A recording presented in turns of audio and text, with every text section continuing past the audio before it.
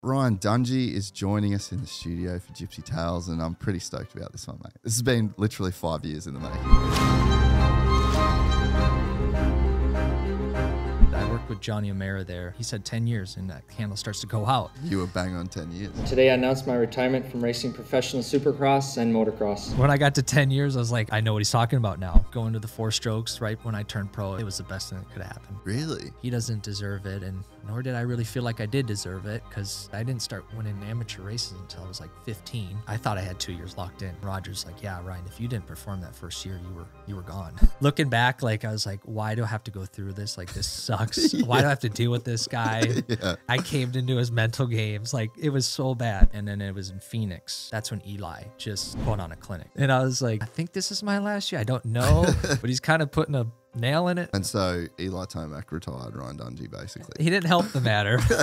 Had it been somebody else, my career wouldn't have had the trajectory that it did. 2015, Monster Energy and Ryan Dungey can take a huge sigh of relief.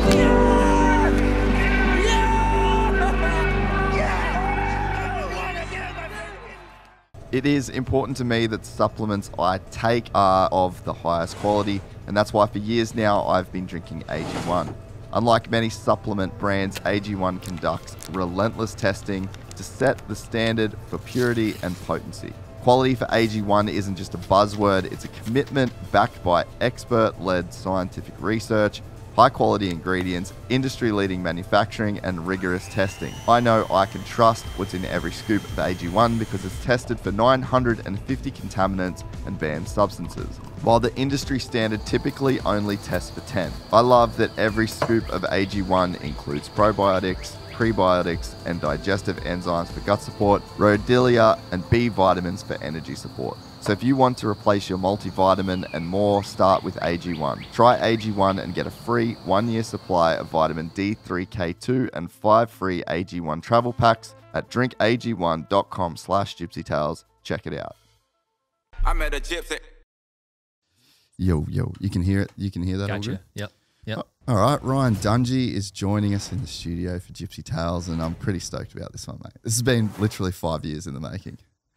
Well, it's good to be here. I've seen you from the beginnings, and you definitely climbed the ladder pretty well. So, honored to be here.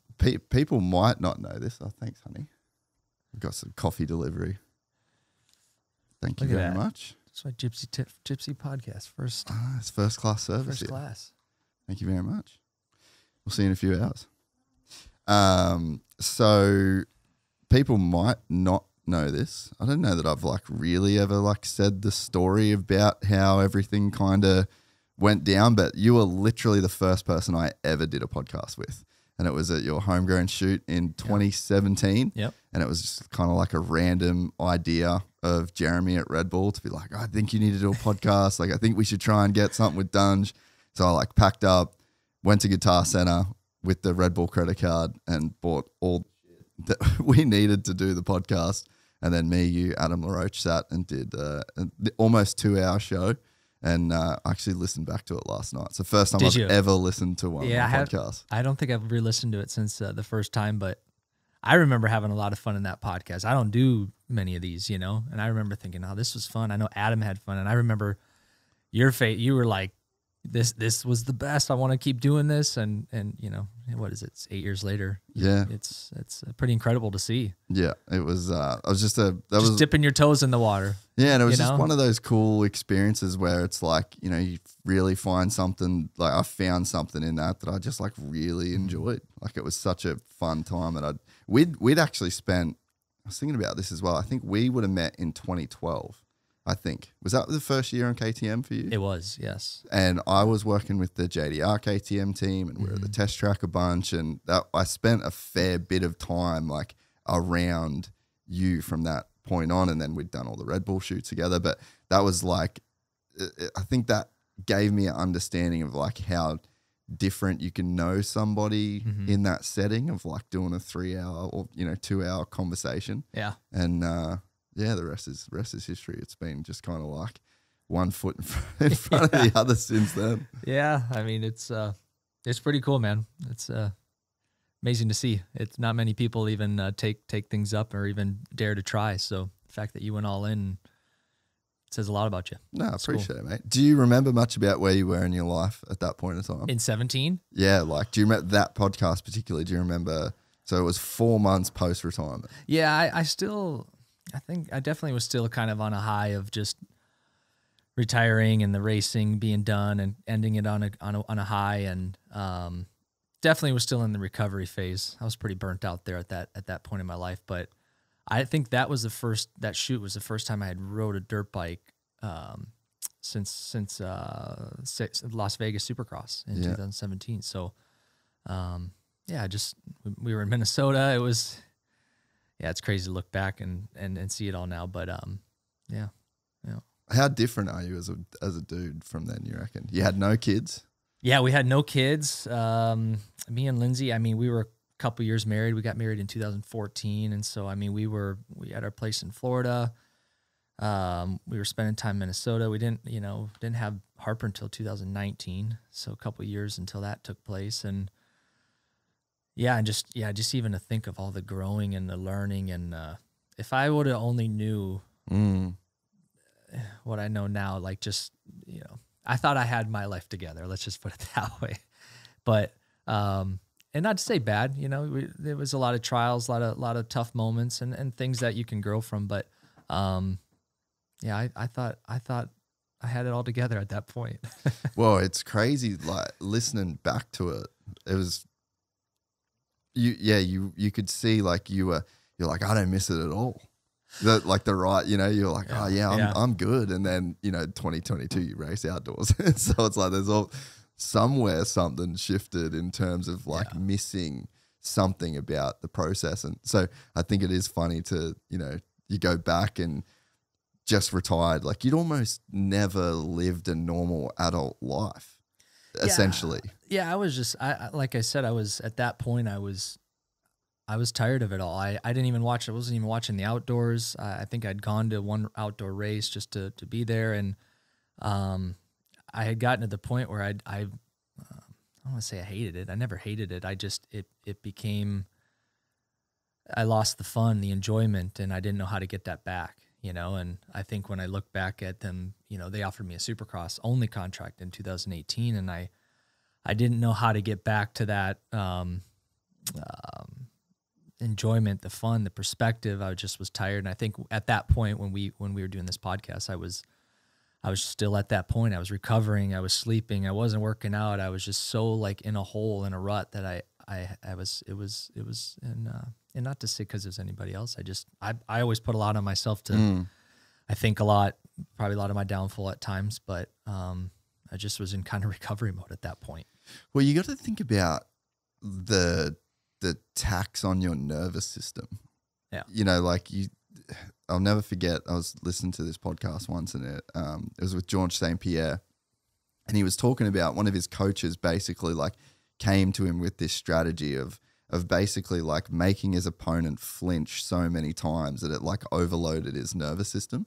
And I'd never really thought about it that much, but if you think about like the level that a professional supercross at your level, like battling every single year that you raced a motocross or supercross professionally, you're in the hunt for a title. Yeah.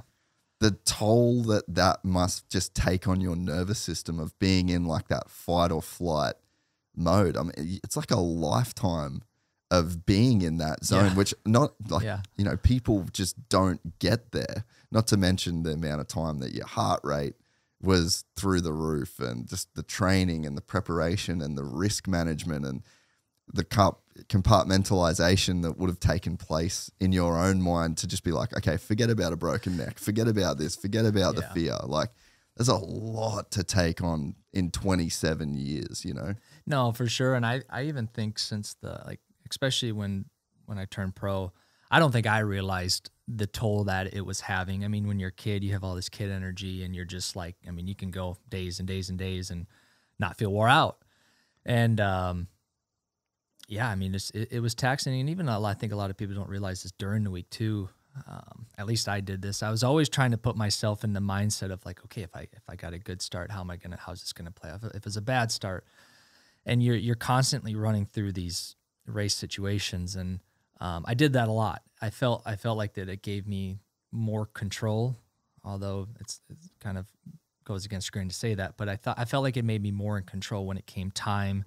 I had my things together. It was a little bit more ready. And, but yeah, I never forget. I worked with Johnny O'Mara there, early in my race career. And he said something to me about this candle, it goes out, you got about 10, 11 years. And he said 10 years and that candle starts to go out.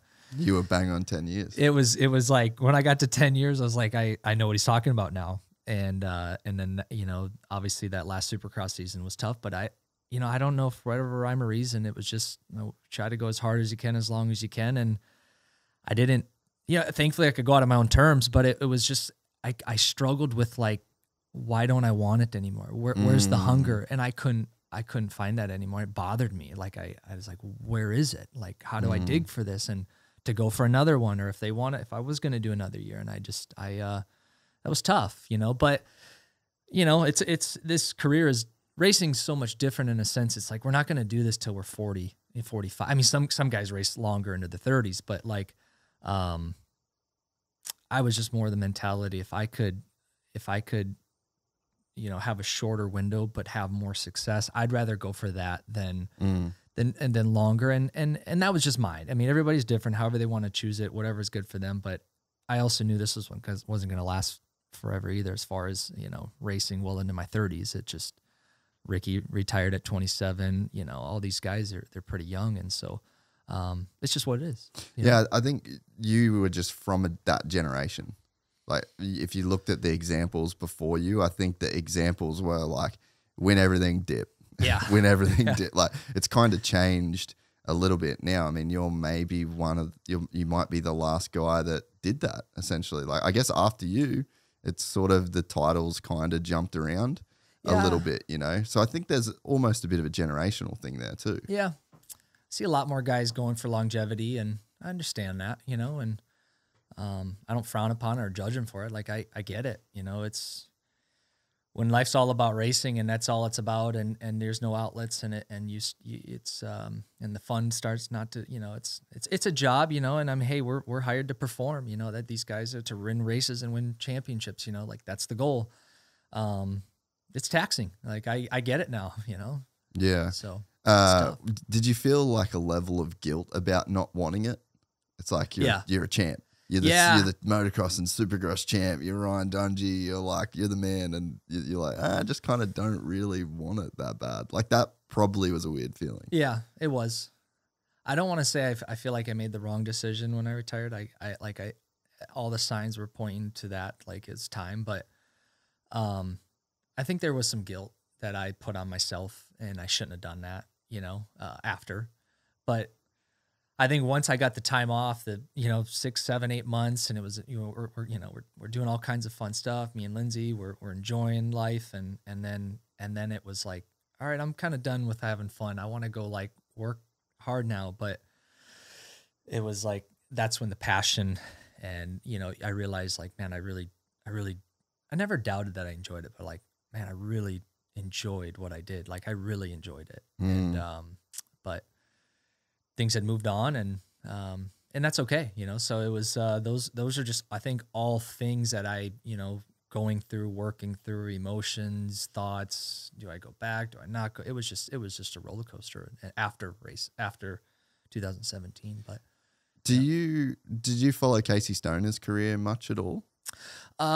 Towards the end a little bit. He actually came out to the farm at Ricky's place and rode, so I got to meet him. But I didn't follow his career entirely, but I know he wrapped it up earlier. Yeah, I mean, well, he was like very early, but he I think it was just a similar situation with him, like there's just the pressure and the just to not find the enjoyment of it. And I think I don't quote me 100%, but I think there was like this insane offer on the table from Honda that he turned down because he's like, I'm just not the kind of guy that's going to take money for a paycheck. Money. Yeah.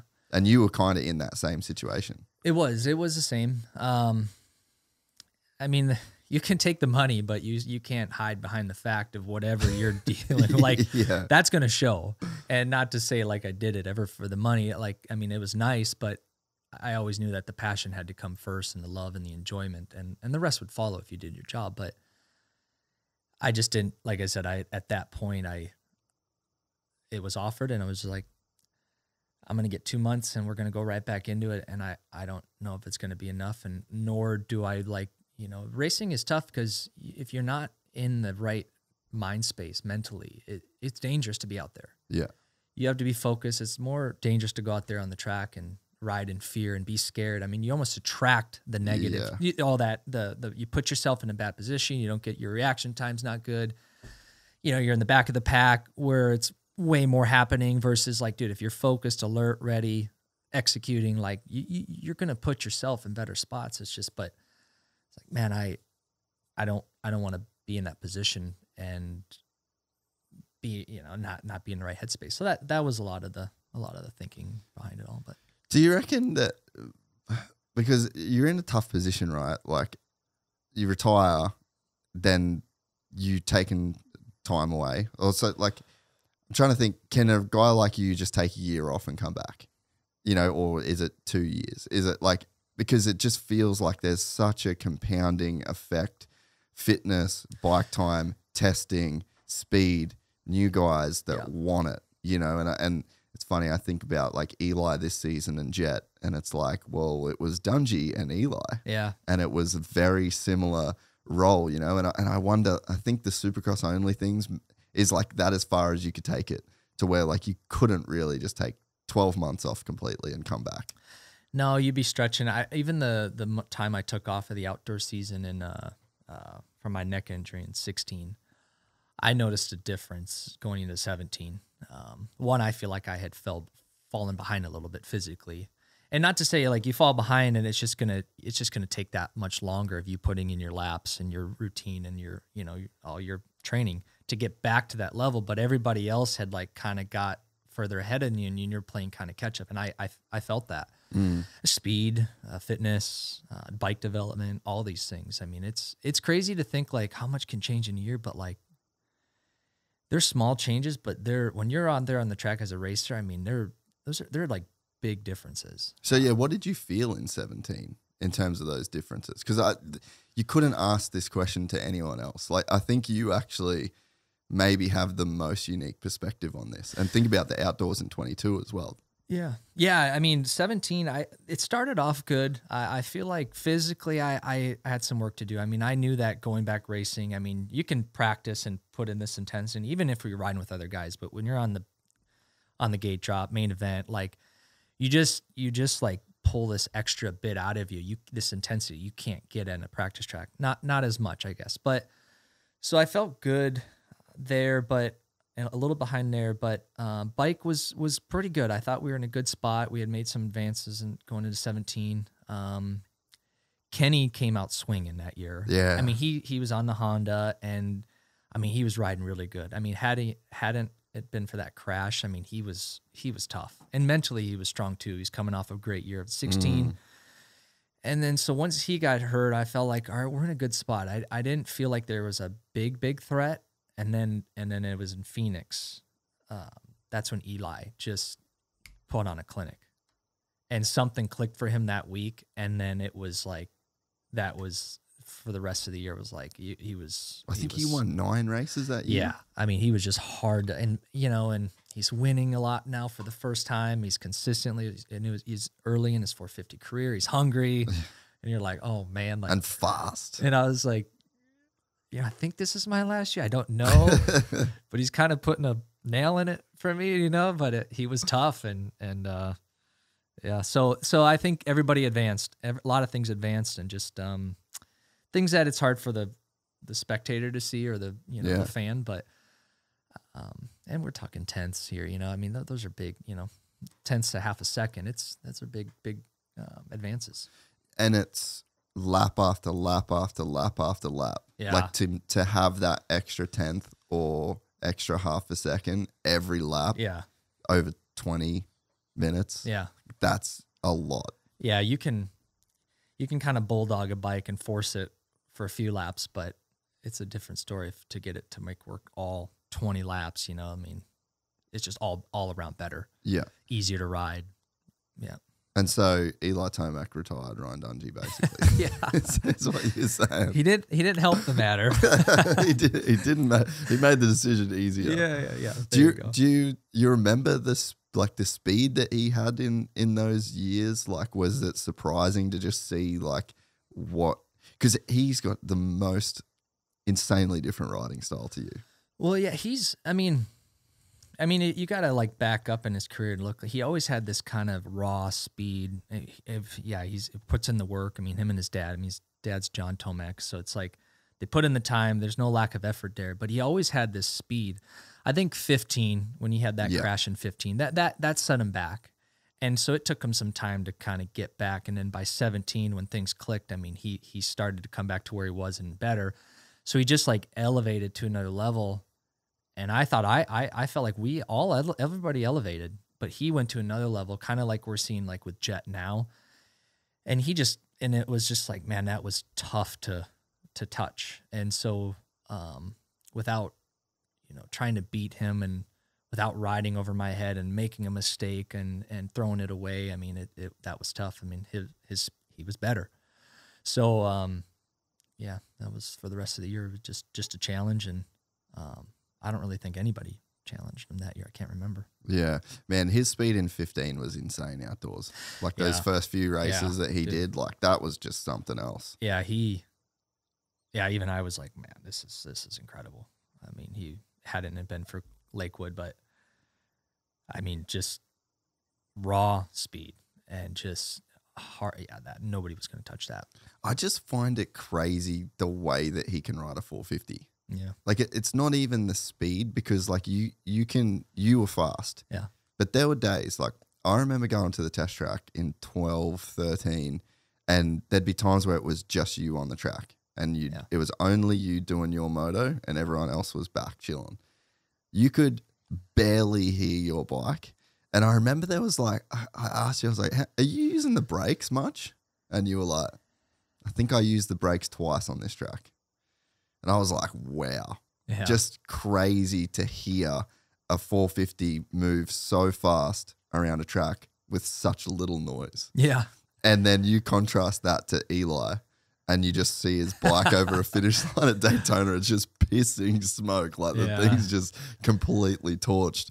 And it's like there are definitely more than one way to skin a cat when it comes to riding around a Supercross track. No, there is definitely different riding styles. And the fact that how it all unfolded going to the 4 strokes right when I turned pro, I think it was the best thing that could happen. Really? For me, I liked the torque. I never was a guy that was revving it, and like 2 strokes, you'd get the RPMs up there. But I just maybe it made me a little lazy too. But just that having that torque, especially when you got to the 4th, I always felt even 250s. It got to the point where we had to ride those things so hard, and you still see guys that today. Yeah.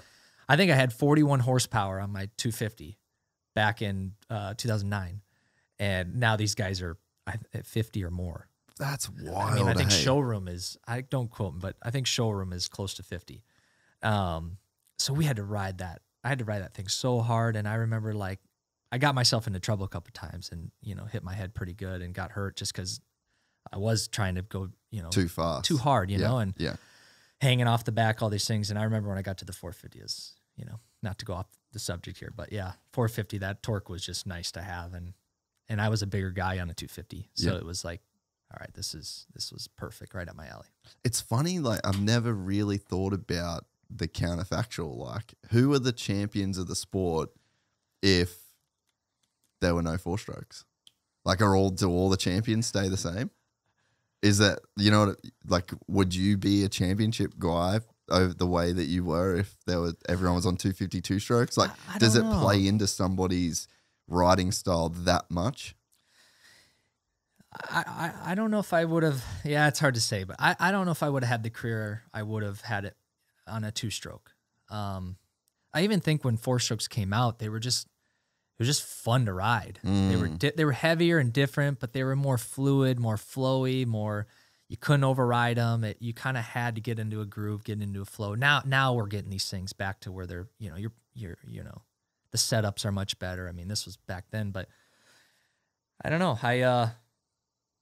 They were just it was just a nice change. Just like Supercross and Motocross, it was like, okay, you had the 2-stroke, and now we're going 4 strokes, and they're faster. And you had more power, you could get over things, and you look back in the day, these guys were struggling to make it over triples and stuff like that. I mean, not before I turned, but like 1990 stuff, they were doubling the triples sometimes, the 125s. But anyway, well, how about the kids like the kid that was on the 60 at Charlotte?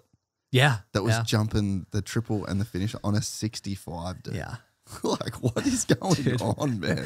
That's where these Strider, and then they go into the Stasics, and the development. These kids are like, I remember on a 65, like there's no way I was doing a double that big.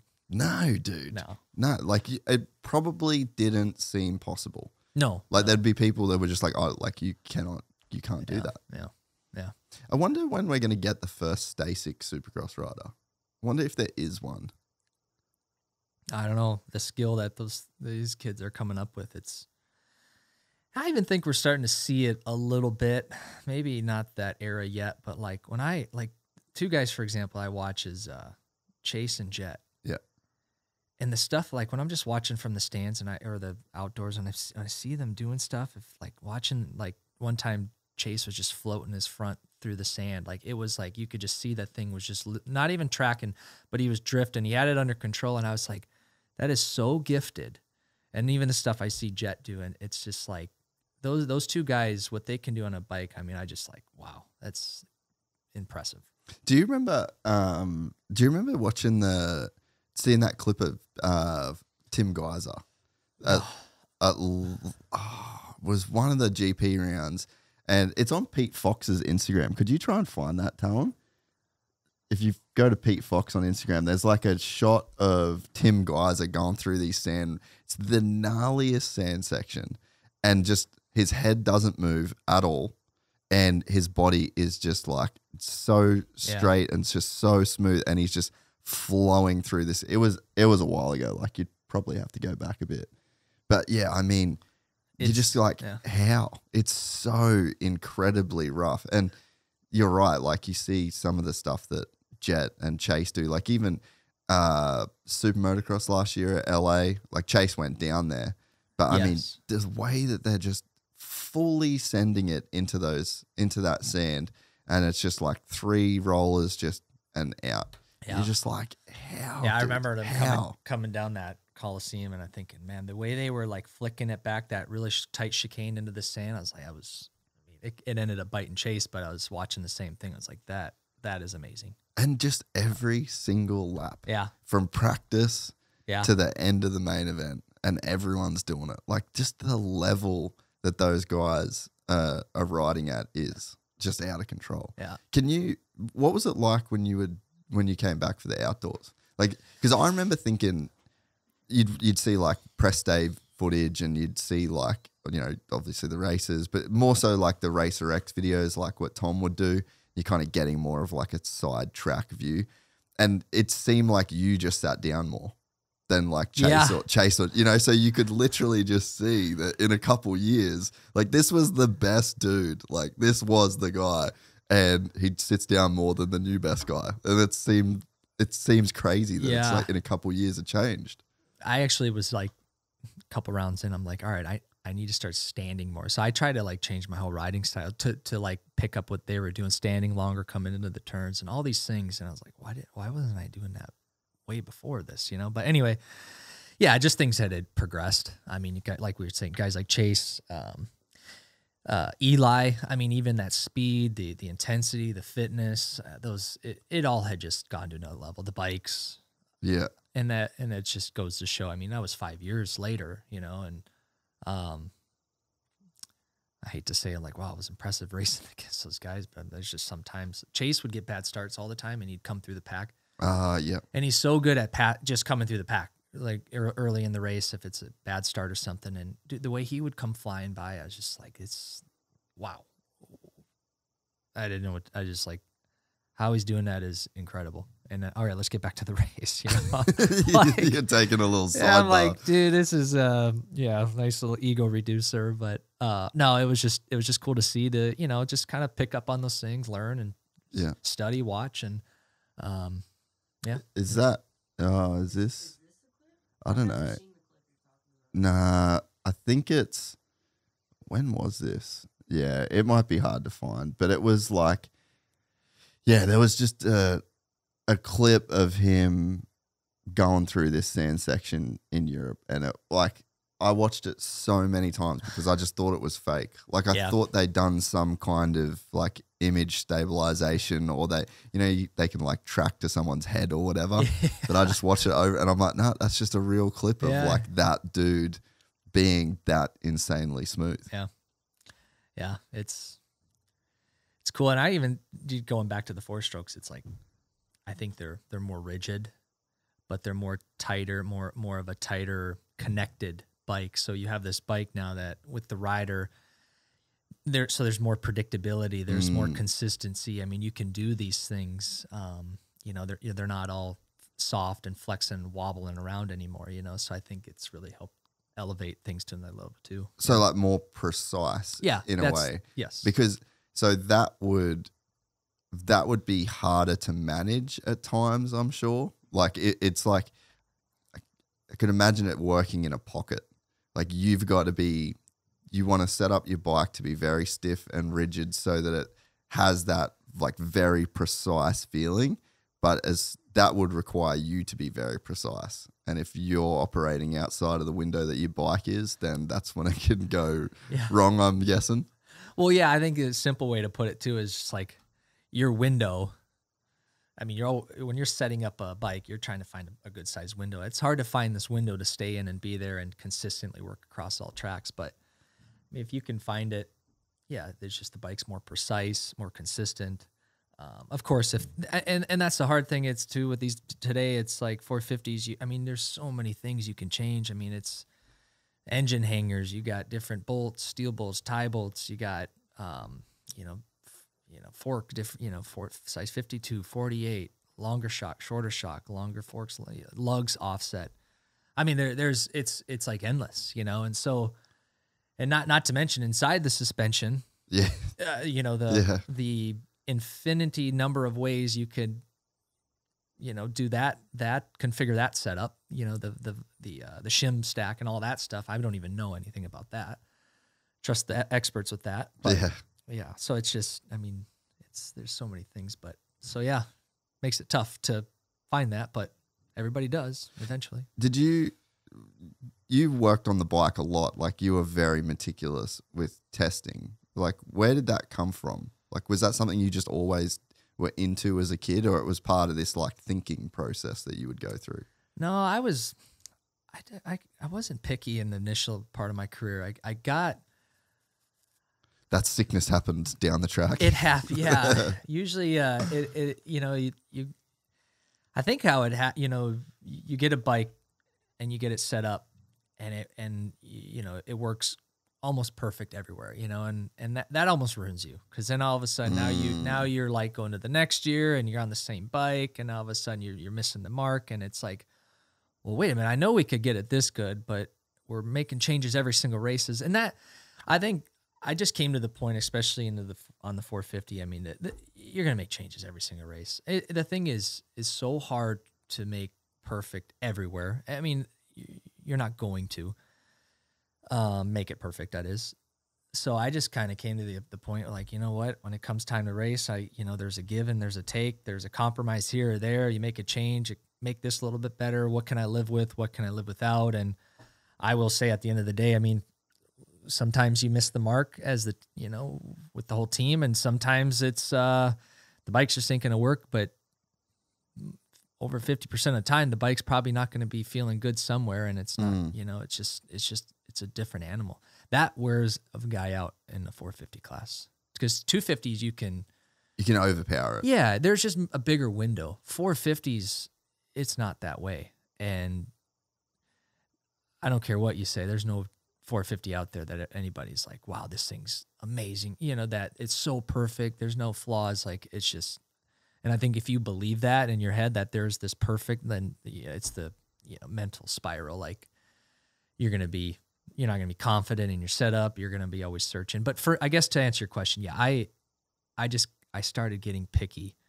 And I think there's a time and a place, right? Like, hey, like we got to a point, especially with the 2015 model, and when we went into that new model in 2015 with KTM, they did a good job. They really hit the mark with that, and we had a great off season of testing, but we were off at the first round, so we massaged it a little bit. Nothing big. All right, go to the next round. Okay, come back during the week. We always picked one day, get a little bit better, and then we just kept doing that. And by round 6 or 7, we stopped like internally testing, switching stuff, and it was like, all right, we went racing with that every single weekend. And so I thought that was a good plan of action. You show up to the first round. Hey, let's see where we're at. Don't try to reinvent the wheel. But 450 is just a different animal. So when you said before, like I've had it that good, and it kind of ruined you. What is that good? Well, I got to be careful because 2010, that outdoor bike. And I almost have to say that with a grain of salt because, like Villo had gotten hurt that year, so I didn't really have like Villo's gnarly outdoors, right? So like things kind of really went my way in 2010, and so I can't say that I was really pushed a lot. So you could ride the bike within a pretty comfortable window. Yeah. So if a guy could ride at 80, 85%, 90%, and that's something a rider also needs to take into consideration. It's like, okay, like, and the wins were coming easier, but then in 2011, when I have something to compare it with now, all right, yeah, Chad Reed was back. He was at his top level. Villo was back. Now I'm pushing this bike way harder. That setup that worked last year didn't work this year. I remember we bolted on everything exact same as 2010 and 2011. And I was like, this ain't the same bike that I This ain't it, boys. And it was, but it was like, this ain't going to get it done, So it's just like, again, to our point earlier, everything just evolved. But what do you look for in like a perfect motorcycle then? Like, what does it feel like when you've got that?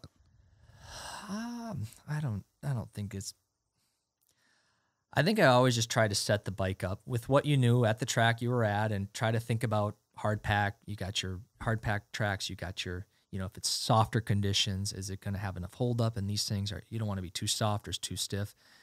And you miss the mark. You always like, that's a battle. But I just would always try to get a setup to where I could, I feel like I could push it hard for whether it was a Supercross, 20 lap main event or 2 35-minute motos. And the thing wasn't kind of like, I felt like I could really put on a hard charge, and I just tried to keep it at that and try to give my best advice as I could. And I ain't going to pretend it's easy. It's easy for a rider to get a team to spiral. Like you come in and this is off, and maybe what you're feeling isn't as bad as, it's like, it's very hard to decipher. I even to be on the other side of not the rider, but like the suspension guy and all that. It's tough, and because you're watching this and you have data now. You have a lot more data. Yeah. So your team of people is just even that much more important. Yeah. Was there a switch for you where you've kind of figured out the balance of like actually working with the team? Because I remember in the first podcast, you said that there was like a point where it was like, hey guys, get me there. And then you had a switch. You said there was like a thing that Alden said, and he was like, hey, like it's kind of up to you to like get there with them. Yeah. I think I failed to understand that like I was kind of steering that ship.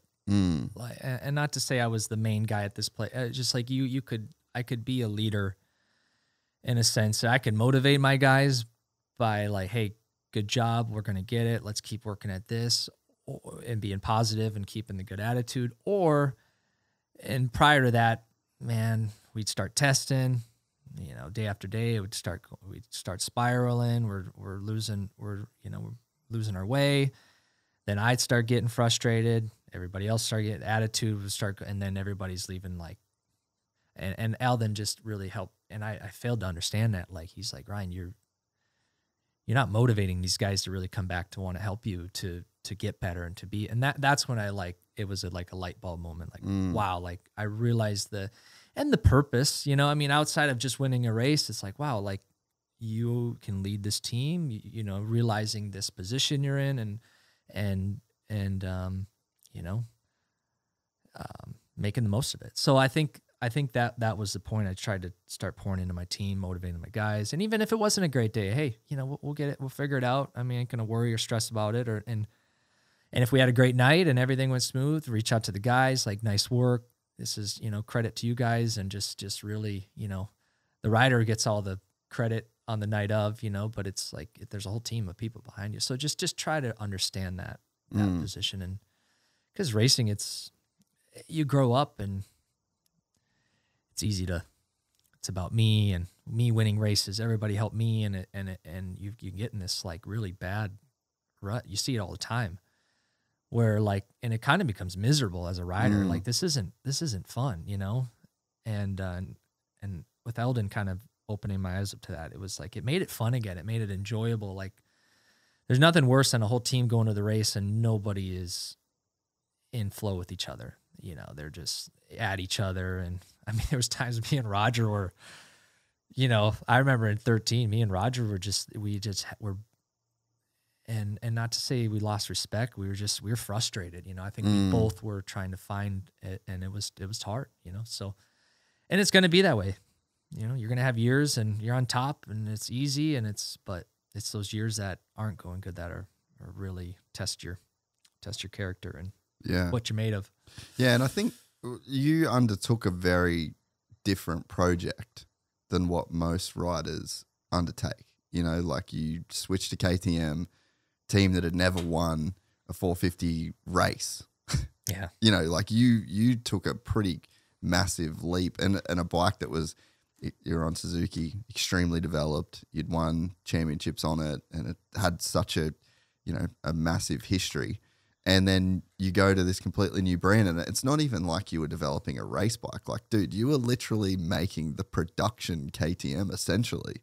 Like KTM was just at the tip of the spear of just iterating and then releasing a bike that you guys rode basically to the public. And then year on year on year, like you were in a crazy period of development for yourself, but also just the consumer. No, for sure. And I feel like I needed that. I think it worked out. It was a blessing in disguise. Like being at Suzuki, it was proven. And then being able to go to KTM. And mind you, Roger and Ian left a whole year. I was at Suzuki for a whole nother year, and Roger and Ian already went there. Pitt Breyer and Stefan Pierre, they started investing heavy into USA. And so in 2011, like that started. And I remember like, all right, you know, they were like, well, finish year on Suzuki. And then, you know, if, you know, we'll try to make some advances. And if maybe you can come over in 2012. It's like, all right, you know, and I think I was going to go over regardless, you know, just I wanted to be back with them. But it was cool to be a part of something that was just, there was a bigger purpose, you know, and it was like that from the beginning. You know, we signed with KTM and went over to the factory after the Designations in France that year. And, you know, you see all the factory, the workers, and they have this big lunch and everybody's in there and you can just see like what it means. Yeah. You know, and I think for me and Lindsay and my parents that were there, we were like, there was no doubt. There was never doubt in my mind we made the right decision. Like people like say career suicide, this and that. But I was like, you know, with Roger and Ian at the front of this thing, like Roger has taken Suzuki. I think he'd probably, you know, take be more humble about it. But like I see Roger, that leadership and that experience and that what he did at Honda, and he turned it around and made a winning team. What he did at Suzuki, and then like. So I knew that they could help us get to be a winning team. I didn't think it was going to take 4 years, right? Like it was a long road, but it happened. And so I never like doubted that, but it was just nicer to be a part of something bigger and more purposeful. And it just meant more motivating and not just for us and the team, but them and all the workers over there. And So it was a big lift. What makes Roger so good, do you think?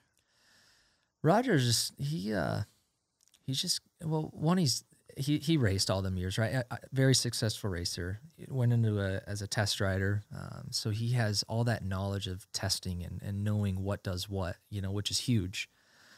And then there's all the years of being a team manager, leading a team and all, and just as a person too. I mean, Roger, he's humble.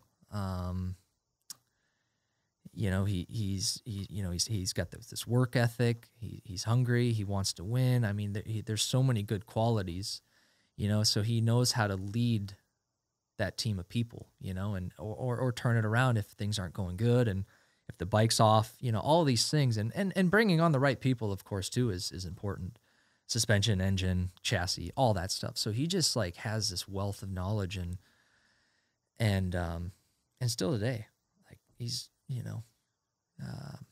it's pretty wild. I still call him and I talk to him, and he's driving over the Ortega, and we're talking, and he's still so sharp. I'll ask him about the suspension, this and that, and he'll break it down to the T, and he won't miss a beat and describe it. And it's just like, it's amazing.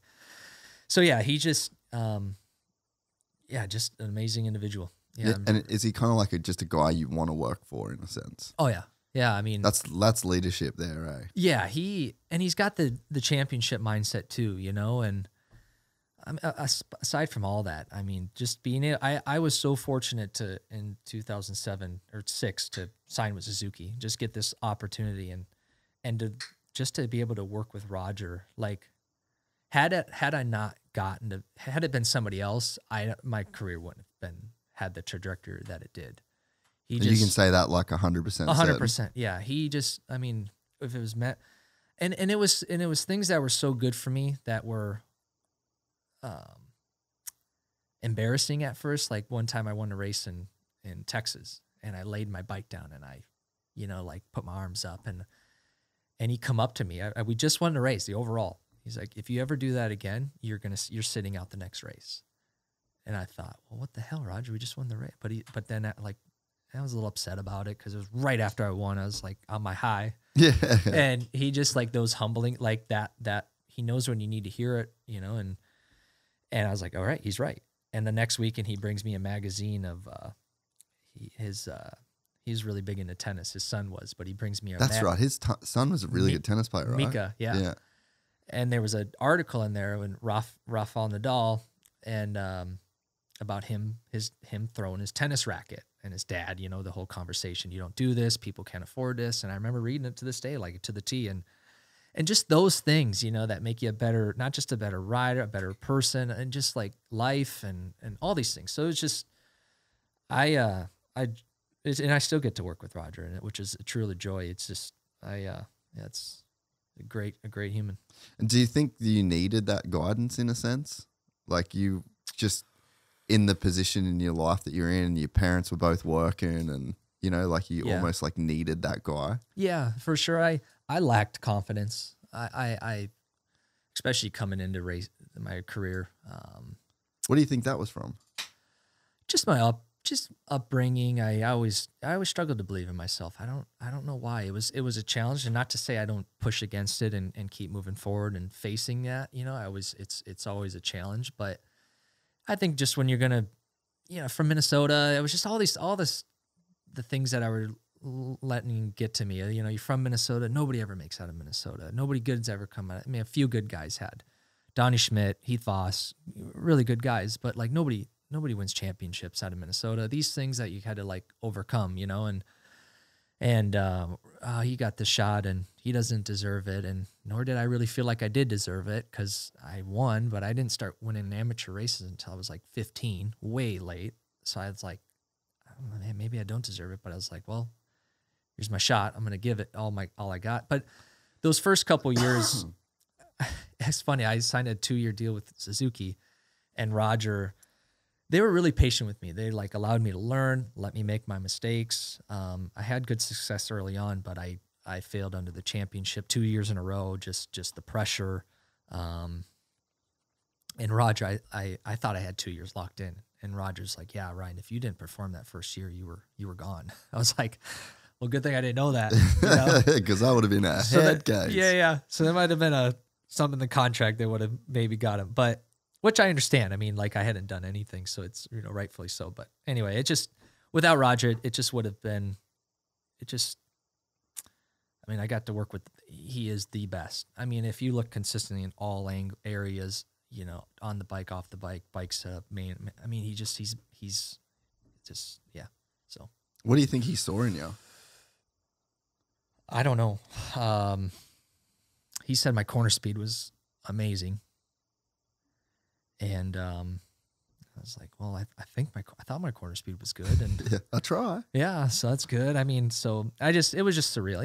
Even now today, I look back and I got to remember, like, it's just, I got a 2-year contract based off a tryout at Glen Helen. I had met Roger in person, never rode in front of him, and I left that. I just remember I crashed in the mud early that morning.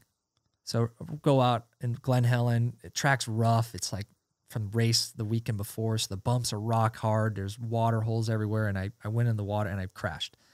Bike's all muddy. I'm thinking, well, my chance is over. I'm just gonna go have fun riding my bike for the day now. You know, a factory bike. I'll never get this chance again. Maybe not. And I just was like out there riding, and Ricky was out there too, which made it even more nerve-wracking. But I left, and I was by my surprise. He's like, I really like what we see. We'll do a 2-year deal. And I mean, it was just things like, when does that happen? Yeah, that is crazy. That never happens. And there was no precedent of a B rider. Just straight out of a B rider, hadn't won that much stuff. No. And just plucked out. There you go. Yeah. Yeah, it was just, but anyway, so just a cool opportunity. But yeah, it was, we spent a lot of good time together. It's been nice. We go to dinner and just with Rajas, and it's just nice to, even today, you know, pick his brain about, you know, whatever. So it's good. It's good relationship, good friendship, and Yeah. I just think it's so, you're a strange guy in the sense that, like, you're almost humble to a fault for being a motocross and supercross star, if that makes sense, you know? So it's like you're so down to earth and you're so humble, and you don't think yourself to be any better than anybody else, but it's almost like there's a level of that ego that you need to have to, like, be successful in a sense. Like there is a point where self-belief really helps when you're trying to win these races. So it seems like of all the battles that people have to win Supercross championships, like yours was quite unique in that you mainly just battled yourself in a sense for the most part of your career. I mean, that's what a lot of sports are, right? You're mentally probably the biggest, you know, enemy, you know, of yourself. It's just, you know, your thinking and all that stuff. But I don't know, my life's just, I guess, just touch on it, like, you know, and my whole life's been this way, and I'm glad it. I mean, you know, it's God's hand. Just, you know, if you get, you know, start getting a little prideful, a little cocky, and you start getting a little comfortable, it's just like, God has a way of, you know, humbling you. And I've seen it my whole life. I've watched it, and the same with racing. I just and same in all areas, but racing was just a lot of people accuse me of, and I don't care what people think. It's just a lot of people like, oh, you know, he always says the same thing, or he's just, you know, one race at a time and this and that. All honesty, dude, I was just trying to keep my composure, myself from keeping prideful, myself from being over cocky, overconfident. I mean, you see it. I want to win races, but I don't want to take it for granted. Oh, this is great, and abuse it, and then it all gets taken away. I was just trying to keep myself in check. That's the best way to say it. And I didn't, you know,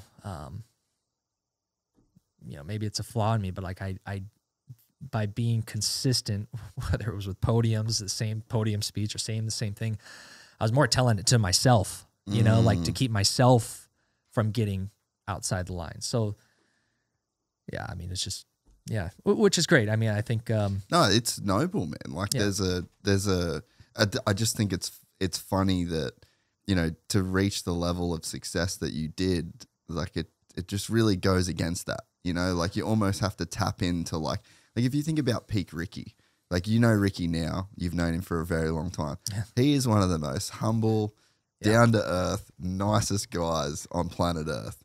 But peak motocross Ricky Carmichael was a dickhead. You know what I mean? Yeah. And it's like, but in terms of like a character, like he kind of had to be this guy, and he assumed and he played that role, and that role made him the greatest motocross rider of all time. Yeah. You know, so, but it's like you reached levels while just battling that feeling, you know, battling yourself in a sense, you know, and I just think you're one of the rare guys that you've stayed so committed to like your views, your beliefs. Like you have this crazy level of discipline that it probably hurt your career at times, you know what I mean? But you stayed true to yourself the entire time. You try to, you know, and that's you get lost here and there and veer off the wrong track, and it whips you back onto the, you know. So it's just, but yeah, it's good, and a lot of life lessons, and probably a lot deeper conversations than for here now. But yeah, a lot of things you learn along the way too. Yeah, and I've definitely, just from knowing you for as long as I have, like I've just got a lot of respect for the way that you did carry yourself through all those years, you know. And it's like, I admire guys like you as well that can like really stick to a plan and really like stay committed through, you know, everything. Like I just even remember like the way that you had like a plan for your life in, you know, California. You moved to California, you were by yourself, you're single, you hadn't met Lindsay yet, and you just discipline, like just this crazy commitment to discipline in your life that I just think it's very, very, very hard in anyone's life to actually keep that level of discipline. Well, we didn't have Instagram and all that stuff and all. Life was more simple. No, but you know, for sure, you know, you got to get, you know, when you have a gift, and I didn't want to waste it, you know, and I was so afraid of wasting it that I wanted to make sure we stayed on the right pathway, and I don't. And a lot too, you know, I mean, these are the other things that we learn along the way. Is like, once you get out of your own way, and, you know, at first you're just trying to climb the ladder, just get a little bit of success, win a race or this and that. But like, once things started clicking, it's like, man, you know, the influence that you can have, you know, the impact. Ricky was really good. I got to be his teammate, and just seeing how good he was to his fans, you know, and the people that came up to him, and that he took the time. He looked at the person in the eye at the autograph signing, interacted with them, and how you doing? You know, just I got to be around people I could learn from, not just on the track, you know. So it was good. Yeah, I couldn't have landed in a better. I mean, Ivan Tedesco too, another one of the teammates. Like, he's the best. He is. He like, good heart, good dude, humble, but you know, he just like, you know, I'm out there by myself in California. Him and Teresa, his wife, they took me out. We go to dinners and spend time and go to the track. We were spending all our days at the tracks pretty much together. We had the same trainer, and it was just to be around a guy like that. I mean, it was to see it and to learn, and to, you know, like, this is what not to do. You know, this is what, you know, so this is what to do, or how to act, and this and all that. So, man, I had no idea that he was homeless before his. Like, when he was riding for Plano Honda, he was literally sleeping in his truck before he flew to races. Yeah. So he's like going and killing it, and just like sleeping in his truck at the airport the night before. Yeah. Like, he's unreal. No, he is. He's got this grit, and he's a good guy, man. He's a lot of people don't probably get the opportunity to meet him or know him like I do, but like, I mean, just super, super good guy, good family, him and Teresa. But anyway, I love spending time with them. We reminisce and learn and talk, and it's good conversations. Yeah. So we say all of that, and then you spend 2008 battling Jason Lawrence. Yeah. Yeah. And it was good versus evil, and evil triumphed in that particular instance. Yeah, but he's not evil. He's a very nice guy. It was, aside from whatever, it was like that, going through that year was so hard, but that year like shaped the rest of my racing career. Yeah. Like, looking back, like I was like, why do I have to go through this? Like this sucks. Why do I have to deal with this guy? Yeah. I caved into his mental games. Like it was so bad. And I mean, he had me. I mean, he had me in his hands. Like this guy could play with me, toy me around. It was pathetic.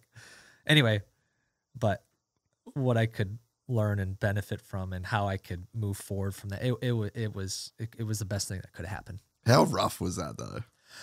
It was gnarly. Supercross was the worst of it all. Just that stint. Because the coast is separated. There's only 2 or 3 top guys. Yeah. You're guaranteed that you're going to be around each other Yeah. on the track, at the press conferences, just the whole deal.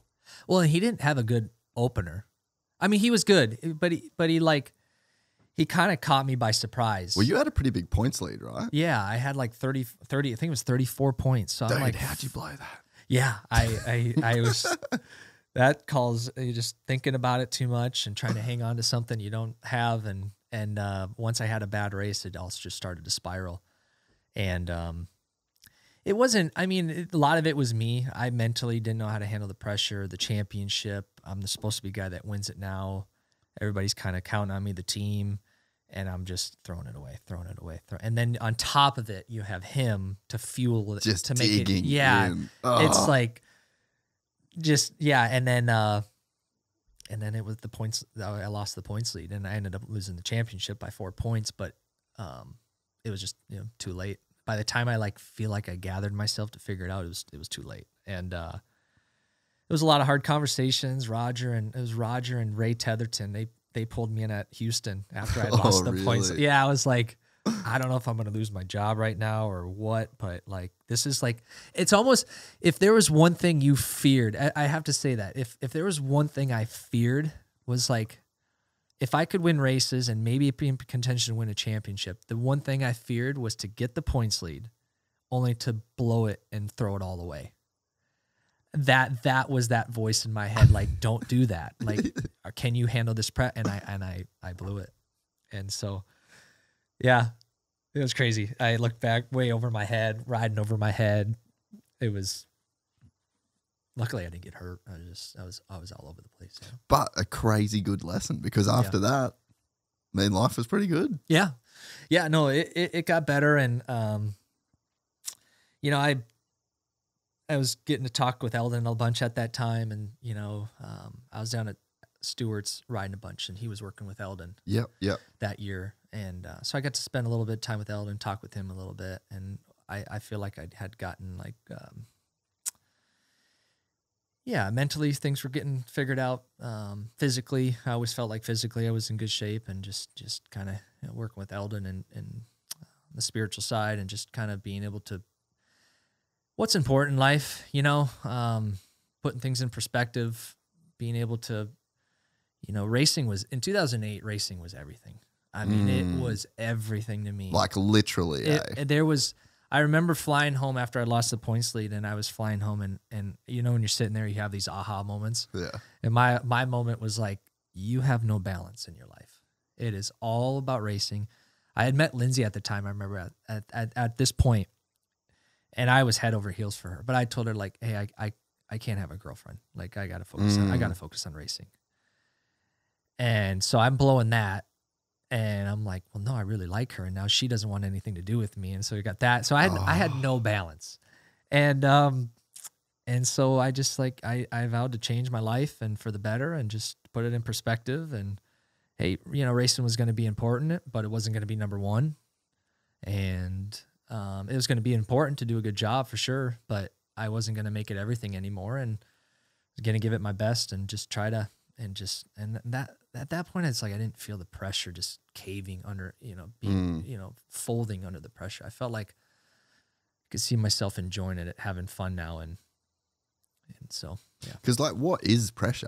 It's what you decide that it is in your case, right? Yeah. I mean, the expectation that you put on yourself, the expectation that others have of you, and and a lot of it, I've always had this bad habit of trying to control things I can't control, and that was prime example with the championship. Okay, I wanted the championship in round 2 rounds before he was even over. Yeah. But I don't want to go out there and race for it. I want it now. And I was trying to hang on to something that like I couldn't hang on to. Like I didn't like, you can't control that. Let it go, you know? And I didn't know. There was a lot of things I didn't know how to handle. So At the very least, the world is completely indifferent to your feelings. At the least. You know what I mean? yeah. At the worst, Yeah. it fully hates you. Yeah. And like it doesn't care, you know? No. And we get that twisted. Yeah, no, for sure. And yeah, it's just try to let go. Yeah, it was just a learning lesson, and it was still hard, you know, when you're trying to win that first one, and it's like you've blown it 2 times already. Like, don't do it again. But that's where it's like, you know what, if it happens, if the cards fall where they, you know, I'm going to give it my best, but I'm not going to lose this thing by self-sabotaging myself, and you know, I'm going to, you know, give myself a shot at this. Yeah. Yeah, because there is a point of diminishing returns of everything. Like it's one of the things I try and just think about the most in my life. Yeah. Because again, like there is a level at which you can care so much about the championship or racing that the thing that you care about starts to suffer. Yes. Yeah. And that's a really good example. And Villo had this, I always felt like Villopoto, he had this like happy-go-lucky, like who cares? You know, he wanted it inside, but it's like he was able to like get the job done with ease, I feel, because he wasn't like putting it all. Wasn't tied to it as. Yeah, it's like he had this balance. So that was a guy I could like kind of learn. And even I got to spend time with James and Ricky, and I watched these guys or spend time with them. We'd go to the golf course, and I'm like, how are you here? well, it's like these guys like, they're normal. They're human. They go to the golf. They like to have fun. They like to enjoy themselves. They like to have a good time. They work hard. Like, I don't know why I was overthinking that. I'll never be able to live up to this, you know? And so anyway, it was just good to see the mindset of a champion, like somebody who's done it before I haven't even done anything, you know? And so. Well, I think there's also an element too, where like one guy I see this in is Christian Craig. I've said it a couple of times before.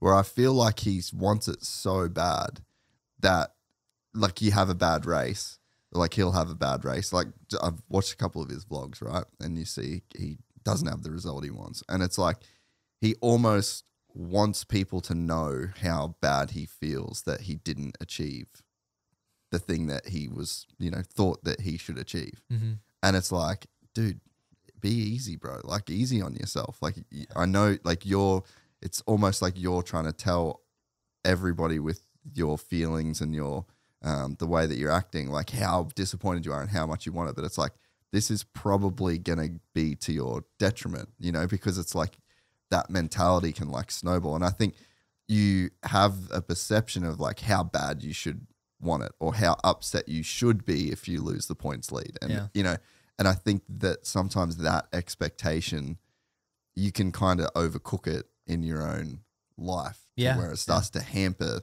your performance and like everybody else's performance around. But you feel like you can't in the moment be like, it's all good, boys, we'll get them next week. Yeah. But it's like, that's not enough, you know? Yeah. I mean, it would be if that's enough for you, you know, but, and I don't know about Christian. This world today, it's, with the social media stuff and all this stuff. And I mean, everybody talks about this. I'm not no expert in this, but like, it's very easy to, you're growing up and I got to be careful. I like quit all the social media stuff. Oh, you're not on it at all? No, I'm over it because, and it's a great business tool. Like I will say that, but personally, like how it was affecting me and like looking at everybody else's life. And then I'd get off the thing thinking, why did I just spend that much time on it? And leaving there more negative than I like. And I'm forgetting about all that I have, all the good things that are happening and have happened in my life. And so I guess what I was getting at though is just more like it's easy to, you know, start to do it for the approval of other people. And it's like, no, like you don't need their approval, you know? And I think that's just the biggest lie. And it says like the fear of man is a dangerous trap. You know, it's like once you start caring what all these other people think but there's a way to make money off this stuff and to show yourself. And I think if you're going to do it, just make sure you just stay true to yourself. Again, I'm not trying to teach a lesson here. I don't know much about it, but it's easier. There's more distractions, I think, what I'm trying to say. Mm. And things like that can get you confused as an athlete, where what alls I thought, like, man, okay, there's guys on, what was it, the Vital MX. All right, that's a website. I'm not going to go on that website and look what people are saying, you know? Yeah. Like, I'm just not going to go on there and look at that stuff. And I didn't look at that, you know, but you start to care, it starts to be a dangerous trap. Yeah. I am also just done with social media. As a person that makes a living off making social media content, I just can't. I can't do it. No. I'm fully. My wife's the same. I'm just like, I'm done. Yeah. We're done. Like we did like that Deegan 2-stroke build thing. So we were just posting constantly, and I kind of like had to be doing the Instagram thing for that couple of week period. And I just found myself go for a shit, I'm fucking scrolling away.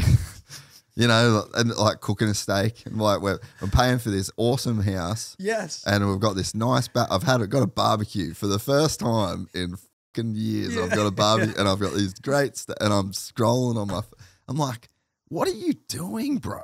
You know, that ocean view just right out in front of you. And I'm just scrolling, checking messages, seeing, and it's like it's such a trap. Yep. But it's such an amazing tool, and it's the positive thing if you use it in the right way. But for me, I just no.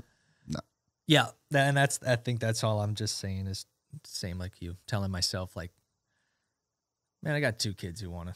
I what am I doing? You know, all you have in life is what you pay attention to. Yeah. That's really it. Like who you are as a person is the things that you decide to pay attention to. Yeah. And I've spent a lot of time paying attention to really dumb shit in my life. Yeah. You know? Yeah. And I think like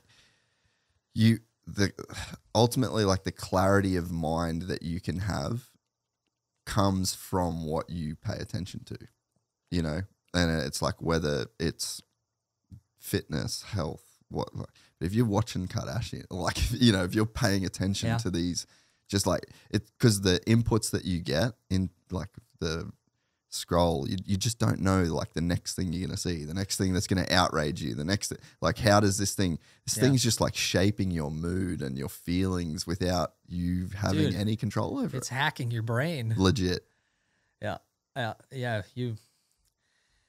Whatever you put in your mind, you're putting something in your mind. I mean, better control that. But yeah, for sure. It's just crazy. And our sport too. At last I'll say it.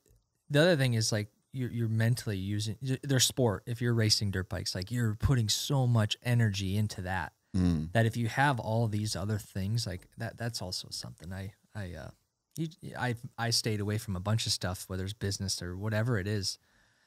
Flying other places to go have fun and during race season, just because you're like, dude, you know, do you want to be wore out when you're on the gate drop to do, you know, it's a tough balance. So yeah, just one more thing that pulls from you. Yeah. And I think there's definitely like an argument to be made for like you were the kind of guy that had the capability to come in, do 10 years, make enough money to be set, and then you can figure out, then you've got time, you know, and it's just so rare to be the kind of person that can do something for 10 years that then sets you up for the rest of your life and gives you options, you know, and it's like, I wonder, I've never been faced with that, you know, like I've never had that opportunity. I mean, probably not. Everyone's got that opportunity, I guess, if you really want to be a savage and like that's really your goal, you know? Yeah. But it's like, it makes sense. It's very obvious in your situation that it's like, hey, I'm getting $1 million deals every single year because I'm the best or among the best in the world at this thing. Yeah. If I push all this out of my mind and stay fully committed, I can be good. You know, and it's like when you're faced with that choice and you were just the guy that like said yes to that choice. You were, Villo was, James was, Ricky was. Like there's a whole group of dudes that just said yes to like that particular choice. Yeah. No, it's a great opportunity in our career. I mean, if you can have a 10-year window and do it right and do it good. And there's motivation in that too, because one day you're going to have kids. That was always my thought process. Like, man, I want a wife. I want to have kids. You know, and be able to support them and all that stuff too. You know, that was motive. I mean, if you're looking for purpose, why you're doing what you're doing, you know, I mean, but there is a lot of things, and these guys can make a lot of money on one night, if they do their job, do it right, win races. And sometimes I see, little $5,000 here, selling some T-shirts, this and that, and it's like, don't waste your time, like. Get the hundo. Get the 2 hundo. Yeah, Johnny O'Mara, another great. He's like, Ryan, just if you win, and that was a good example. That was a good lesson, or just a good advice. If you win, everything it'll be there. Like, don't worry about it. Just do your job here, and that will be it. And that Johnny had a lot of good lessons like that. Good knowledge. Yeah. Yeah, and I think I guess they came from that generation where that kind of wasn't possible. Yeah. Like, they would have known once the era kind of changed and went into the, Jeremy, Ricky, James days, like, hey, bro. Yeah. Like, you can really do this, because that wasn't like that for them. Right. Yeah. Yeah. It's, but it's a great position to be in and make the most of it. Yeah. How much did Lindsay help then? Because it sounds like she probably added a bit of balance. Oh, yeah. Yeah, it took us a few years to get it right, long distance. And yeah, because she didn't come to the races at the start and stuff, right? No, I met her in 2007, end of 2007. I was home after the outdoors, and then she was still in high school, and so I was obviously traveling and whatnot. And I remember I said, "Hey, come hang out in Florida," and she's like, "I can't get on a plane by myself." I'm like, "What do you mean? I do it all the time." And she's like, "I'm not doing that." So it's just funny, the differences, but it was so cool.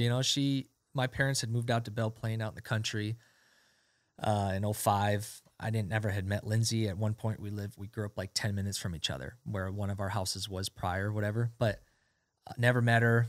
And, but it was amazing. I can truly and I tell her this, like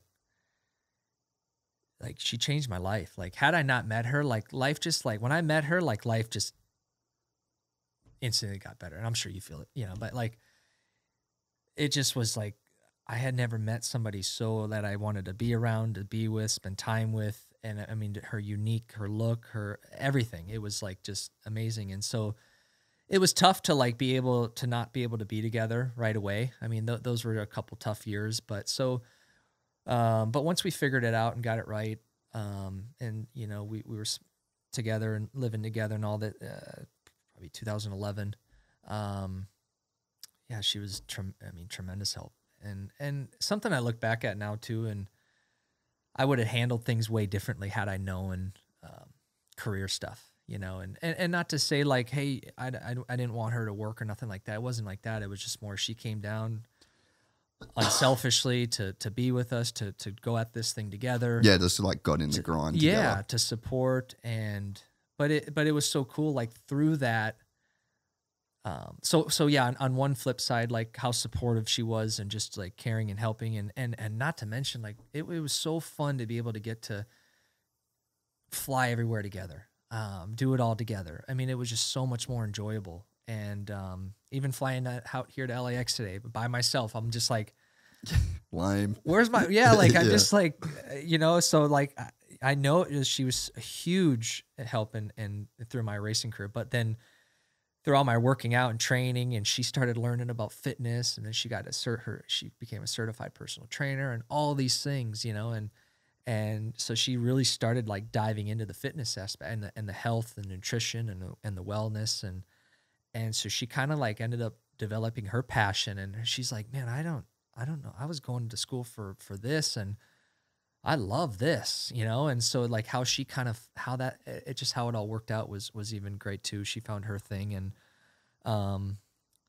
but I have to give her credit, because a lot of these girls think it's, man, what a great position to be in, but it is not easy to do what she did and to be there, and the sacrifices she made to do week in and week out. And I mean, she gave up her life to that's hard. I don't think I couldn't do that. As I say that sounds selfish, but I don't know if I could do that. But if the shoe was on the other foot. She did that. And so, and it's hard, that it's not to say cause we didn't get, we had a great relationship. It's just it's kind of lonely. It's a little lonely, I'd have to say. And that's okay. but it's Like you said, seasons. yeah, there's seasons. Yeah, Yeah, there's seasons, but we had good friends. It got better and better, and we had our friends in Tallahassee, and we had a good community there, of people, and we found our community of people down in Claremont, and with Eldon and all the crew and Liz, and we do that now today, and where we're living, and so it's just like, but it was nice to be in it together. And there's a level of emotional intelligence that I think women just have in spades over men. 100%. And I think that's something that I'm always leaning on. It's just like a certain level of emotional intelligence to, when my wife will say to me like, hey dude, like not it. Like that's not it. Like the way you're thinking ain't it. They're smart. I mean, I think all women are, but like she couldn't change the oil on my bike or my filter, but there's a lot of other shit that she could do way better than me. Yeah, but they got the smarts, that's for sure. And it's she kept me from. There's a couple of moments she said, "I told you so." Let's just put it that way. Oh, really? Yeah. No, I'm just they just have a good understanding, a good read on things. Yeah, really too. So I always value Lindsay's input, her advice, and go to her. And one of the best advice I got, if I want to do some, is your wife on board? Well, if she's probably not on board, it's probably a good indicator. It's probably not a good idea. You know? So it's funny, Adam LaRoche. I've been saying this forever, right? And I couldn't remember where I got it from. But Adam in the podcast, he said, my dad always said, there's nothing worse than a bad woman and nothing better than a good one. And I've been using that for 5 years. Yeah. And I listened to the thing last night that came from him, but I think he's right. Yeah. No, I'd say there's some truth to that for sure. Where did you go when you did retire? Did you just do some trips and stuff around? Did you just do some traveling? We did. I think one of our first trips is we went to the Caribbeans. Yeah. The Dominican Republic, I think it was. So we just kind of sat on the beach for a week, which was fun. And then we did a little bit of traveling in the U.S. to Colorado. Had a couple like work stuff that we could tie in some trips. Oh, yeah. Colorado Springs and Telluride. And then we got to go to Italy, which was really cool. That was for KTM, but then we extended the stay. And so we did. Where'd you go in Italy? We went to Rome. Yeah. How sick is that? That was awesome. That was probably one of the funnest trips to Europe to date. That was where they did the new bike launch, the dealers were there, the new bike launch. And it was actually like, that's where Antonio Cairoli and Jill lived. So he was there, and I forget the track, Magiro or Magello. Is the track that's in Rome? Or it's his practice track. Anyway, oh yeah. It's the practice track where they ride, and it was like 10 minutes from downtown Rome. It was the coolest thing. So we're riding on this track where Tony practiced and all that, and so yeah, it was just and then we extended the stay, and then we went down to the Amalfi Coast. Amalfi, yeah. Stayed at Capri. It's insane, eh? Oh yeah, it was incredible, and we stayed there one night. How's the roads? That's crazy. But it works. Yeah, it's kind of cool. It's just historical, tight, not, it just, I love going over to Europe. I have such. Rome is one of the gnarliest places in the world. Yeah. Like just the amount, like they had no machines. Yeah.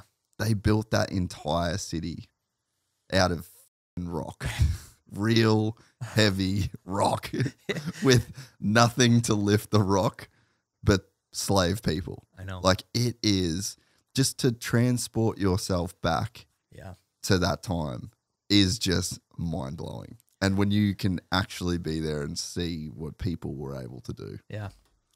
I know. Anytime we went through the Coliseum, and just to think about what all took place, you're just like, this is just to be in those grounds where like reading the Bible. I mean, all this stuff took place. It's just like, it's really eye opening. And so that was probably one of my favorite trips to date. Yeah. It would have been cool to do that after just everything being done. Like you said, 10 years, just so dedicated. Yeah. And then to actually go and like kind of explore the world for the first time. Yeah.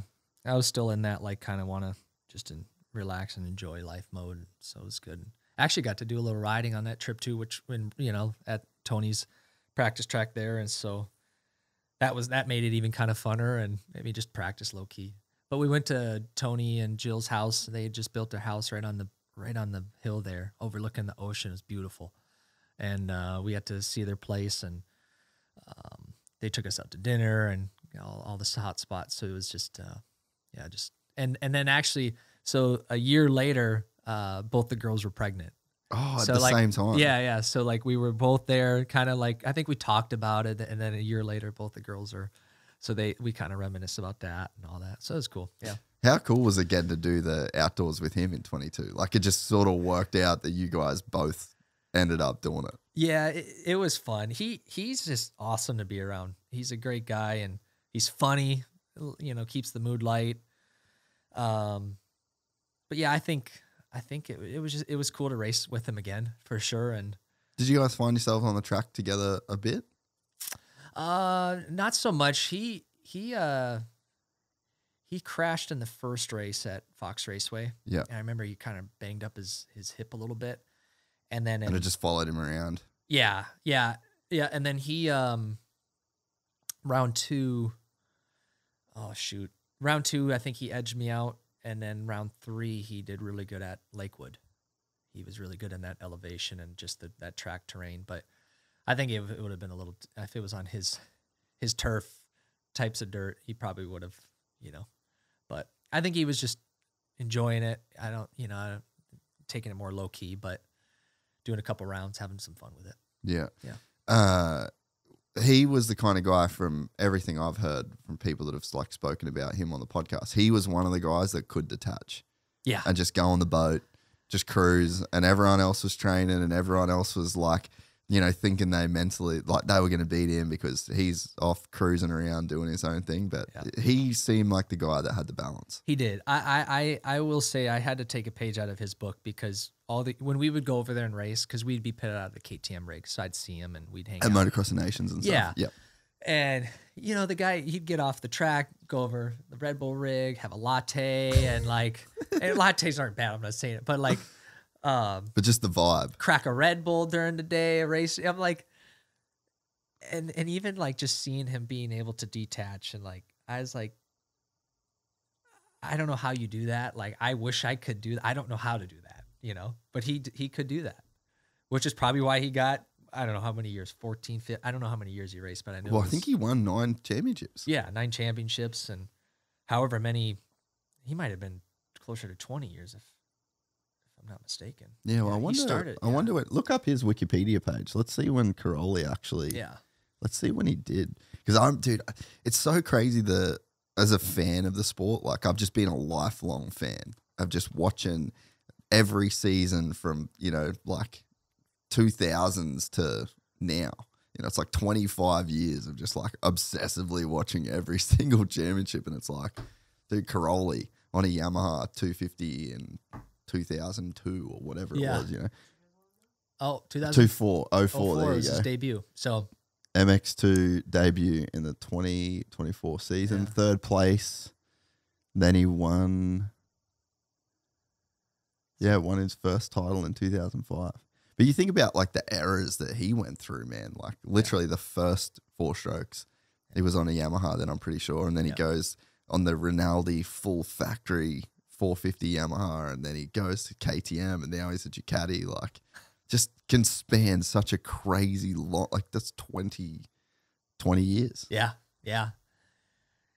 Now it's incredible. Yeah, he was.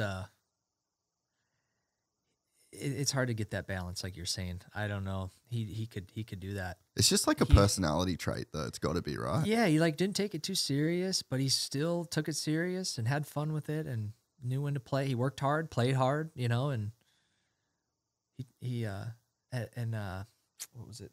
Red Bull Give Me 5 in Spain. We had this Red Bull event we went to, and it was in Madrid. And so we're all in Spain, and he takes us out, and we're practicing the next day, and I'm like, dude, I'm not having a drink, And so he tells the waiter to get the grappa. What's grappa, or limoncello, good for the tummy, he says at night, good for the digestion, It's so I mean, just like, yeah, he just, there was a time and a place for it, and he never abused it, but it was just, he knew how to just enjoy life. And I was like, yeah, maybe I need to be a little more like this.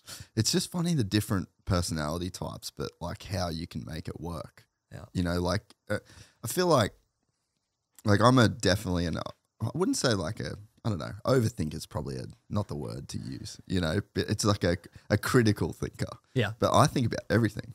Yeah. You know, and I think, I don't know whether it's the same for you, but I think part of my confidence in life comes from my thinking, you know, and if I can think all the way down to the bottom to where there's nothing else to think about.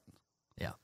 I'm good. Like you have your checklist, you've ran through it, you're prepared. Yeah. And that's kind of how my thought process. But there's a lot of baggage that comes from that. Yeah. Because I think you end up thinking about things that might not actually matter. Right. You know, and you invest. And I think that there's, like, I think about, nowadays I'm like way more cognizant of it, especially like with like meditation and like there's like just a different way I try and live my life these days. And it's like I can be doing nothing, but I feel like I've done so much. You know, I'm making a coffee, I'm doing nothing, like literally, and I'm fucking exhausted by the end of it. And then like Anna will say to me, she'll be like, dude, like breathe. And I've just like held my breath for like a minute thinking about. But in my head, I'm like really going through some shit. Yeah. And I'm like, I've just fully thought about a content database, or you know what I mean? So it's like that you can really, I think a guy like yourself, like you can get so in the weeds, but there's a real sense of confidence that can come from that. Yeah. Yeah, it definitely. I would say, I think I have the same, whatever you got, that's the same process I got. And, but for sure, I think, I need to think about what I'm thinking about.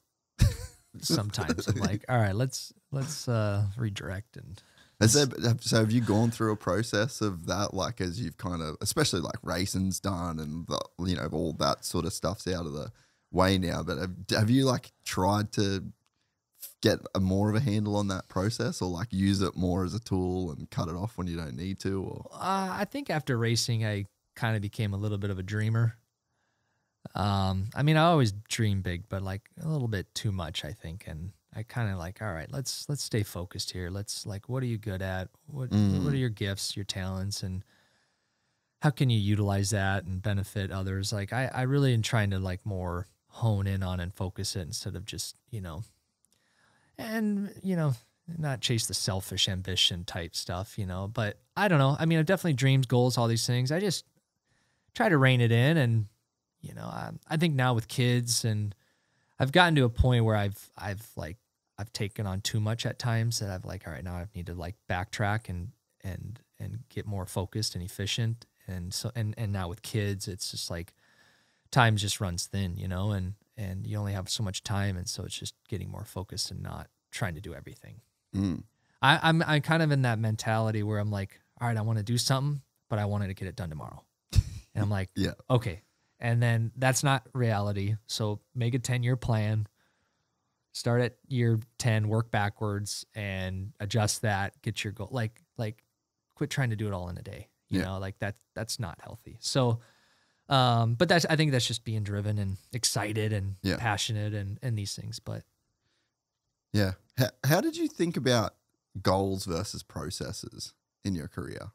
Because I think it's one thing I think a lot more about these days is like the utility of a goal versus the utility of a process that you would follow to get to a goal. Because I think sometimes, you know, like maybe the championship in 08 is like a good example where it's like you were just so focused on the goal of winning the championship that it's like the process fell by the wayside. But then like I feel like as I knew you a little bit, like years down the track, you seem so process orientated. Yeah, I think there's for me as a rider, I always like, if I wasn't thinking about the championship, then it must mean I don't want it. Like I just, for some reason, like I must be thinking about this championship in order to win the championship, and it took some years to figure this out, but it's like, all right, you already know the goal is a championship, but same thing of like wanting to win the championship 2 rounds before it's over. Like it's not there. Like you can't hang on to something you don't have. All you can do. And so I reached out to actually a mental coach and tried to help me with this stuff. And it was really clear. He's like, Ryan, get rid of the expectation of others, get rid of your own expectations. You already know you want to win championships and you already know you want, I mean, like, okay, that's already proven. Yeah. So now it's like focus on the process. And if that was a race, and if that was a championship series, hey, Ryan, one race at a time. And you don't really think about the championship until you're holding it up. And if you're at round 17, you just race the track. And if everything goes right, you may be the winner. If it doesn't, well, then you're not. But at least you gave it your all. You gave it your best. And my best was my best. And so I just really tried to focus on like, okay, we're on the start. I'm not going to think about the championship or winning the race, because as bad as I want those things right now, you got a whole race ahead of you. And I just tried to like, all right, just get to the first turn. All right, I want you to get to that first turn, get to the next turn, and then get to the next turn. And then lap by lap, race by race, and just like break it down. And I really like that helped me like, and the other thing was like I told you, like, and he told me this, like focus on what you can control and let go of what you can't control. And I was so afraid of something else happening that I couldn't control that would ruin the win, that I wasn't going to win.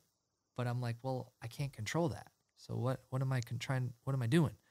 By me trying to control that, I'm stressing myself up. I'm nervous, but I don't know what I'm nervous about until I realize, no, you're trying to control what you can't control.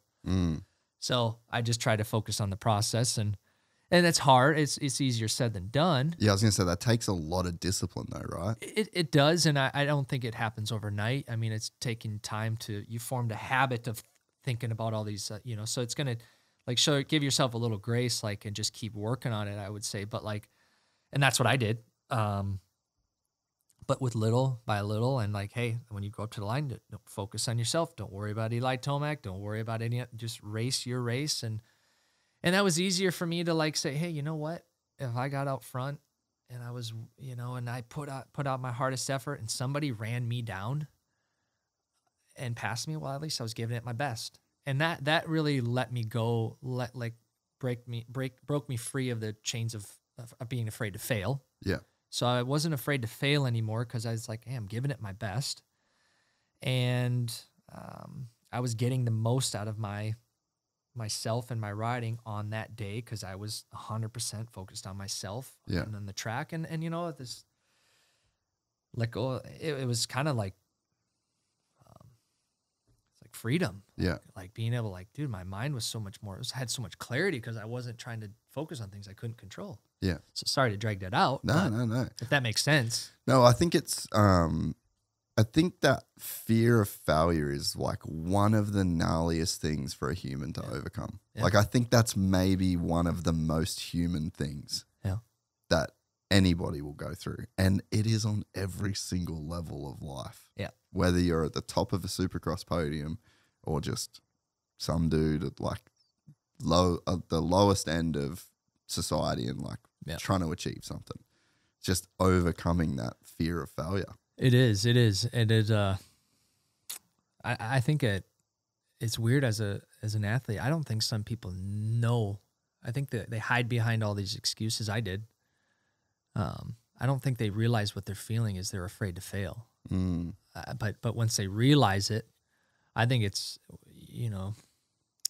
in our sport, for example, at the end of the day, it's like, you know what? My one of my biggest fears was, here's the thing. If you're an underdog, it's easy to come up because you have nothing to lose. I had this underdog, and it was the underdog. I was always the underdog. And all of a sudden I wasn't the underdog anymore. I didn't know how to handle that. I shouldn't say I didn't know how to handle that. I was afraid to fail. I was so you had something to lose. Yeah, I had something to lose, but I was so afraid of putting myself out front, getting a good start, opening up a gap, only to be ran down by Ryan Villopoto, get caught, be humiliated, and pass. But the fact was, like, dude, it's your pride that is hurt. Like, so what? Like, if he runs you down 10 seconds, well, try to make small, make it harder for him the next race. And it's like, I wish I would have learned that earlier, but all them years, he just, like, I was so afraid to fail. And it's so simple. Like, dude, like, who cares? Like, who cares? Yeah, and I think that it must be so hard though when like you're like to disassociate your self-worth or like your own opinion of yourself is based on wins, and then your projected feelings of other people's value of you is tied to winning. So like as an athlete and someone that like, because you grew up doing the same thing forever. Yeah. You know, like you were a moto kid. Yeah. You raced motocross as a kid, and then it just evolves into this adult life. And then your expectation is that I'm as good as my last race. Yeah. You know, and it's very, very, very hard to break free of that. Yeah. Yeah. It is. And I think secondly, adding just to that is, and Roger really helped with this, is like believing in yourself. Mm. And it's like, dude, if you don't, that's powerful. And we talked about that, but it's like, you know, you could be the fittest guy out there, the fittest guy, the fastest, the strong. If you don't believe in yourself, like it ain't worth anything. So, and I think the two kind of go hand in hand. If you believe in yourself, then you put yourself out there and be in a vulnerable spot. Like that's okay. Yeah. And if you fail, and you make you better the next time. And we talk about failure, but the only way you can fail is if you quit. Yeah. You know, give up. Well, I think it's a good example of that, right? Like you lose 3 titles in a row to Villo, 4 in a row to Villo. Yeah. And then you go and win the next 3. You know, so it's like, I think another thing with failure that people don't often consider is like, you either win or you learn. Yeah. Like, because you can learn an awful lot more from defeat than you can from victory. And, you know, like that victory put you it had its own problem of like, now I'm even more scared to lose this, you know, because I'm the guy, you know. So it's like, I think that, you know, you probably had some of your most, you know, educational years in those years where Villo did his thing. It was. And I think when I look back, if I could have had a more of a perspective of like, yes, we want to win races and win championships, but like everything that you're going through is making you better and stronger, and your character, your integrity, and all these things, like, because ultimately racing's going to be done and you're taking with you the skills that you picked up along the way. Correct. Yeah. So, I mean, like, and it's just shaping you to, you know, like 2008, having to blow it, like really blow it in order to learn to get it right. Like, it's okay, you know, like, everybody comes up short, and then you learn, and then you come back better, and you learn and come back, but don't like sit in like the defeat. You know, it's all to make you better, right? Yeah. How hard was Villo to deal with as a rival? He was just, because that's some of the most epic. Yeah. Like that's one of the best rivalries in the sports history. He just was, he always had this little extra speed, this little bit extra, you know, and I feel like he knew me well enough to like know my strengths and know like, all right, I can't let this or this happen. Like he knew how to play it. And over the course of a championship, he was just tough too. Mentally, he was really, really tough. Like you weren't going to break him, especially not after like 2010 Villo. I don't think he was putting in the work. Kind of started to let his guard down a little bit, and I was able to capitalize on that. He ended up getting hurt, which unfortunately, but then he comes back in 2011, hungry, working with Eldon. I mean, all these things, and not to mention he was mentally tough, and now he's got Eldon. He's physically stronger now, so he's even more mentally prepared, and so he had this little extra speed. So I could get him like here and there, I could like. But the majority, he just kind of had that one up on me. And I think I struggled to feel like even if I beat him one race. You got to race him next week. He's like, all right, cool, you got me there. Like mentally, I couldn't get him. Yeah, yeah, I see what you're saying. Like couldn't break him. Even if you beat him one time, he could be like, yeah, cool, good work. Yeah. Yeah. Nothing. No. And I just was like, yeah, that's got to be shit. Yeah. It was like, so, Yeah, he was a good rider, and but I always felt we had this level of respect for each other, and I never had to worry about him or whatever doing. But he was better than me for sure. I don't want to say like I was a better rider. Like he always was a better rider than me, even as amateurs. You know, he just had that one up. You know, so I tried to like capitalize on the moments where I could, but hoping that I could kind of. But I think I was already mentally beat because I felt like he had Eldon and his setup was so perfect, and I was searching, and yeah. Crazy to live through that though. Yeah, like that's a pretty amazing thing to go through with a guy like that, and since you were kids. Yeah. But you know, it's funny. We were at Gatorback, and this was like 1997 or something, or maybe 98. And I remember we were in line waiting to go out for practice, and it just so happened it was me and him sitting on the bike, and him and my dad just started talking. And I had never heard of Villopoto. But I remember that day, Villopoto. And from that moment on, like, you're going to know who Villopoto was, you know? And wow. It's just like I'd never heard of him. And then we parents talk, and anyway, so kind of a cool story, but yeah, he's just a good friend, good person, good family, and just always had a lot of respect for him, how he, operated, and yeah, it's just a good guy to like know, even though he was tough to beat. It was nice to go up against him every single weekend, you know? Yeah, no, I could see that, eh? What did you think when he retired? I thought it was kind of all of a sudden.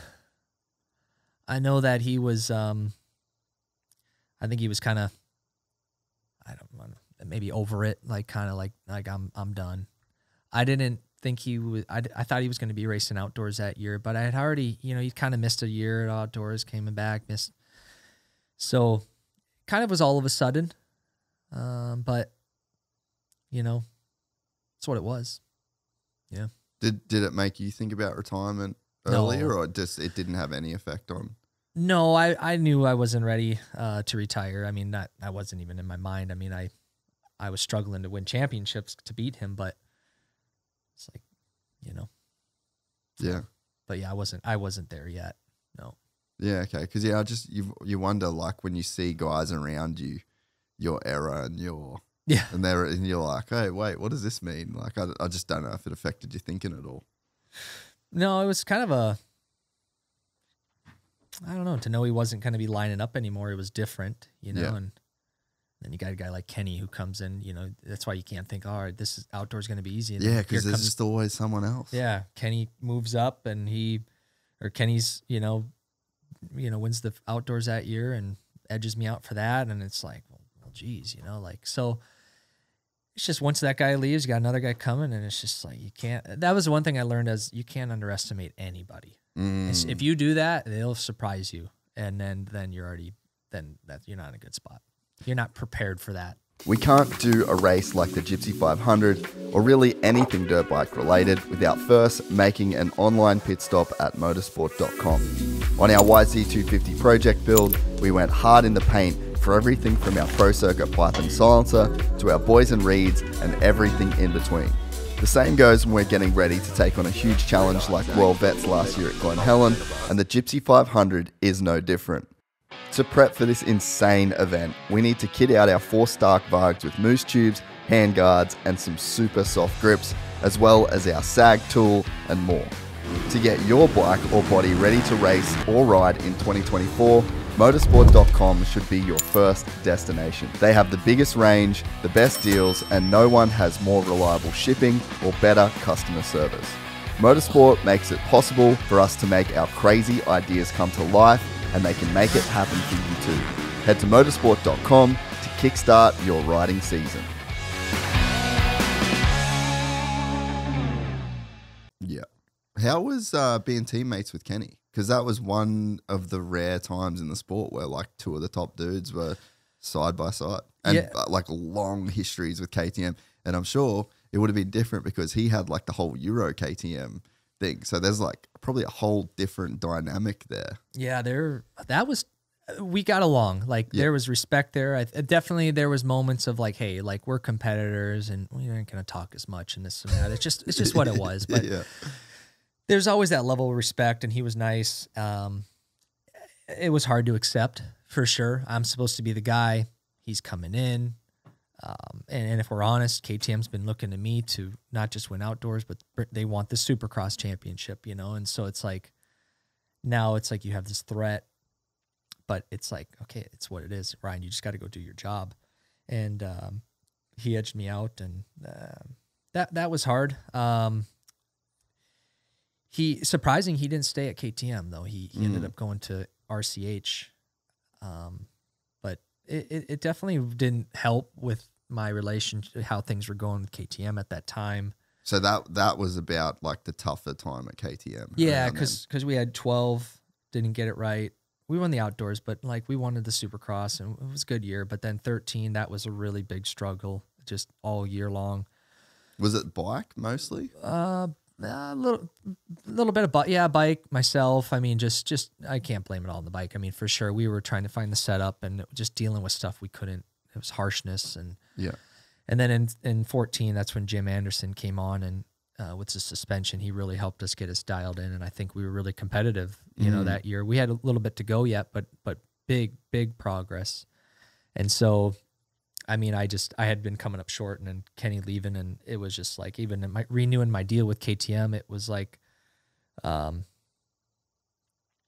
think it was starting to get to the point, like, can we don't know if you're the guy to do it anymore, you know, and that was hard, you know, and rightfully so, because we're not getting the job done, you know, and then now you got a younger guy coming in. So there was just all these things that stemmed from that. It's so dynamic, isn't it?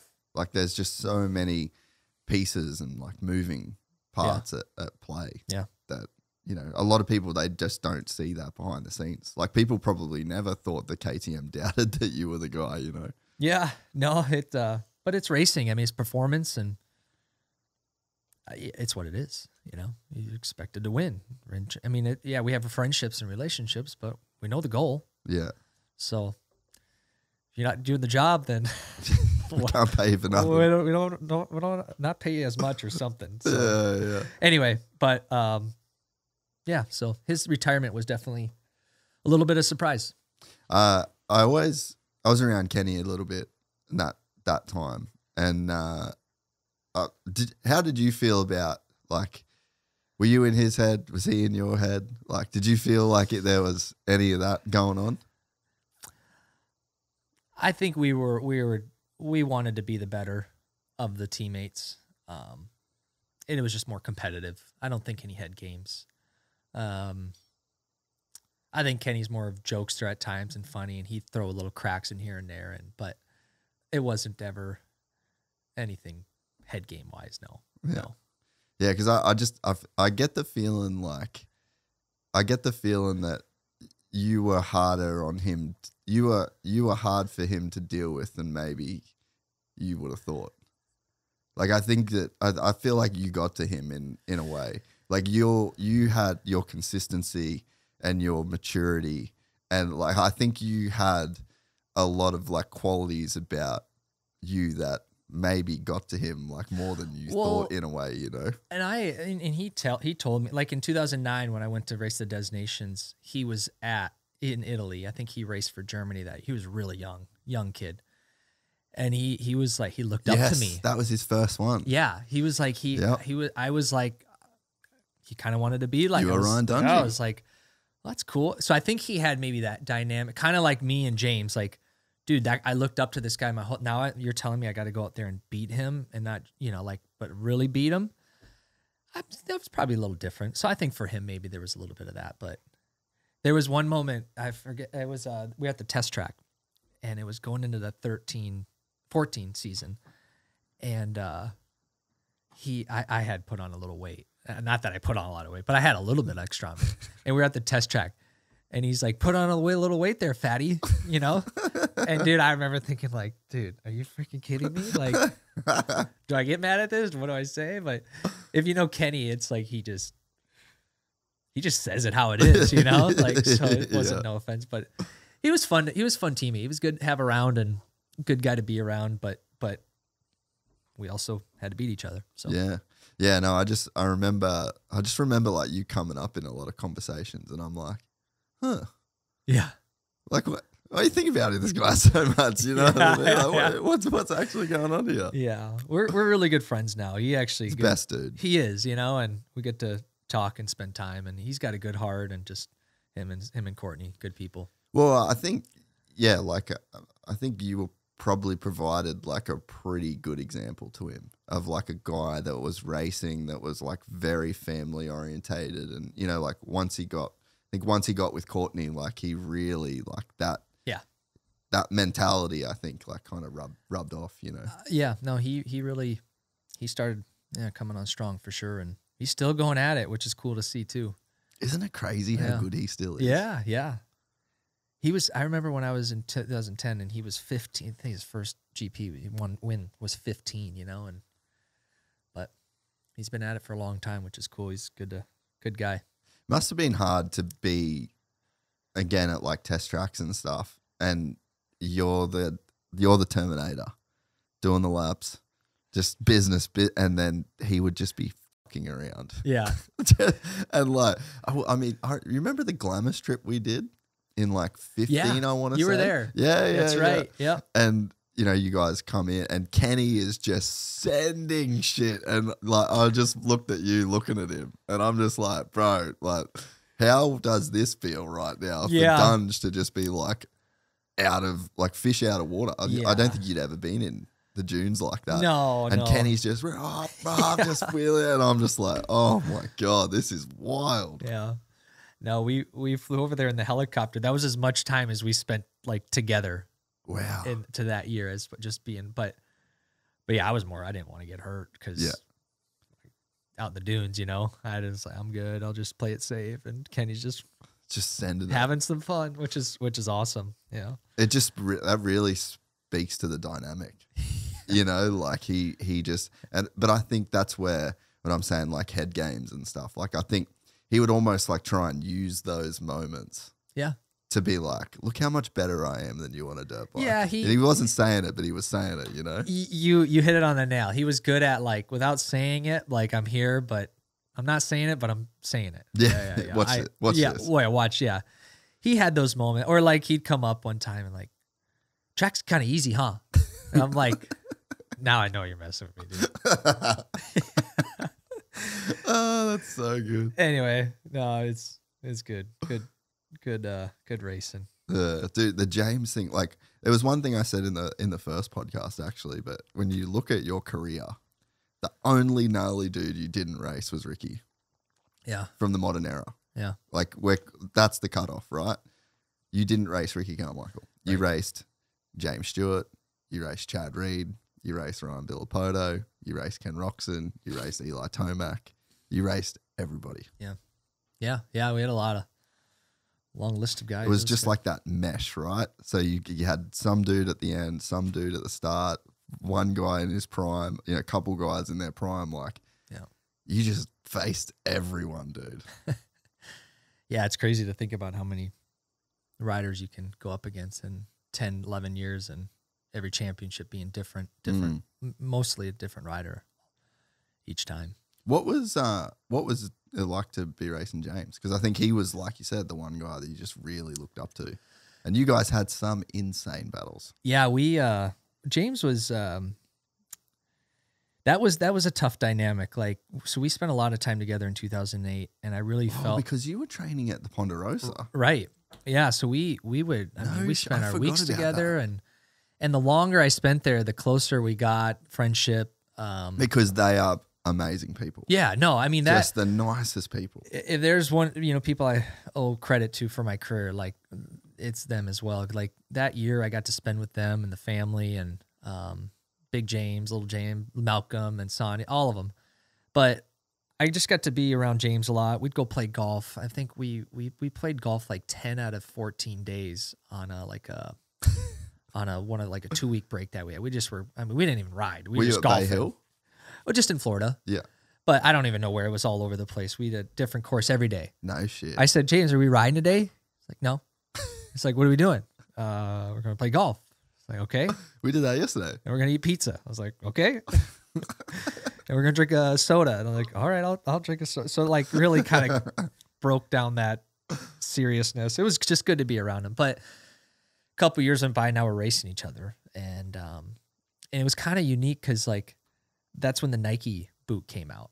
And so I was able to get in the Nike boot, and James also was in the Nike boot. And so before the race, I thought there might be some like tension, like man, I don't want to steal his thunder, you know, like he's in Nike. Like I'm pumped that we're both in Nike. But I was like, hey man, I just want to let you know, I texted him before Anaheim, like I'm pumped we're both in the Nike boots, you know, and but I don't think I heard from him. But I think I just like, you know, I cared, you know, like but yeah, so we raced each other, and that was just tough because I don't think I got the bet that was the best James in 2010. You know, he had probably was tired and burnt out from all the, you know, he just went 24-0 in 08. He won the Supercross in 09, and he did get hurt in 2010. But what did he hurt? I don't remember. I think it was his wrist. I don't know. I it was can't remember it was either. with it was JGR, right? he was on the San Manuel Yamaha. That's right. With and then him and Chad Reed came together at Phoenix. Yep. So that, you know, I prepared my whole off season to to race those guys. Like that's where my hope was, and Villo, and then all of a sudden those guys, you know, James and Chad were hurt. So that was a weird dynamic. So I'm like, all right, you know, like now they're out early on, and so it really wasn't a chance to really race in a championship that year. But I guess in the years moving on, you just had this incredible speed, you know, and when he had it together on the night, nobody was going to beat him. Yeah, like that Toronto race, I think it was like 14. Yeah, I think that's like one of the most viewed. Did he races. come back from Toronto 14? Was it first turn crash? Pull it up. Just don't play the volume. I wonder, did he went down early, right? Came back to win. Yeah. It was like basically last to first in a Supercross. Yeah, he was way in the back. But Toronto 2014, James Stewart. Yeah. Because I mean, I think that's kind of the one. Yeah, I mean, that everyone remembers that. He put on a clinic. I mean, he was so perfect. Were you? And yeah, don't worry about the volume. Just yeah, but where were you in this in relation to this race? Like, I don't remember. Dude, actually. Look at that gear, bro. That is vivid. Yeah. Dude, Barsha. Yeah. Okay, that was the. Fast forward a little bit. Let's just get on because I cannot remember exactly what happens to Jimmy. Dude, everyone was in this race. Yeah, it was a stacked class. It was a busy year. So where's James right now? Yeah, Brayton. So where are you? Yeah, so you're back in there, dude. Those whoops were gnarly too. So that was the race too that Villo didn't even practice. He had to go to the hospital. In the heat race, he was learning the track in the heat race. No way. Yeah. That is insane. So what's happened to James? He just buried. So he was just, okay, so it wasn't like there was a... I don't think anything happened. I think he just got a bad start. Yeah, okay. So you'll probably see him right there. So he's probably like 9th or 10th. All right, let's fast forward a bit. Let's go to where the camera's on Jimmy. Oh yeah, go to that, whatever that is. See the big spike in views? That's where we need to be. God, such just a cool era, eh? Just so many. I mean, we have that now. Like we have so many guys, but it just seems like in these years, like there really was so many guys that were like on pace. You know? Yeah, that 14 year was it's only gotten tougher and tougher as the years have gone on. I mean, everybody's figuring out the training, the riding, and those whoops were gnarly. Back when Supercross had whoops, eh? Yeah, more than 9. Oh, I don't know if I'm a fan. Go fast forward to see. I want to just see James. We just got to see some heat. You're probably better off going all the way like to three quarters the way through or something, right? There he is. Oh, All right, made let's the go pass back. on Yeah, the let's dime. watch him pass you. He's like, I got you, Big Diesel. He's like, I see you. Do you remember these races? Like, if you watch back now, you can kind of remember. Oh yeah. So How's he get you? Where he passes me here, I was scared. I didn't. I doubled instead of tripled.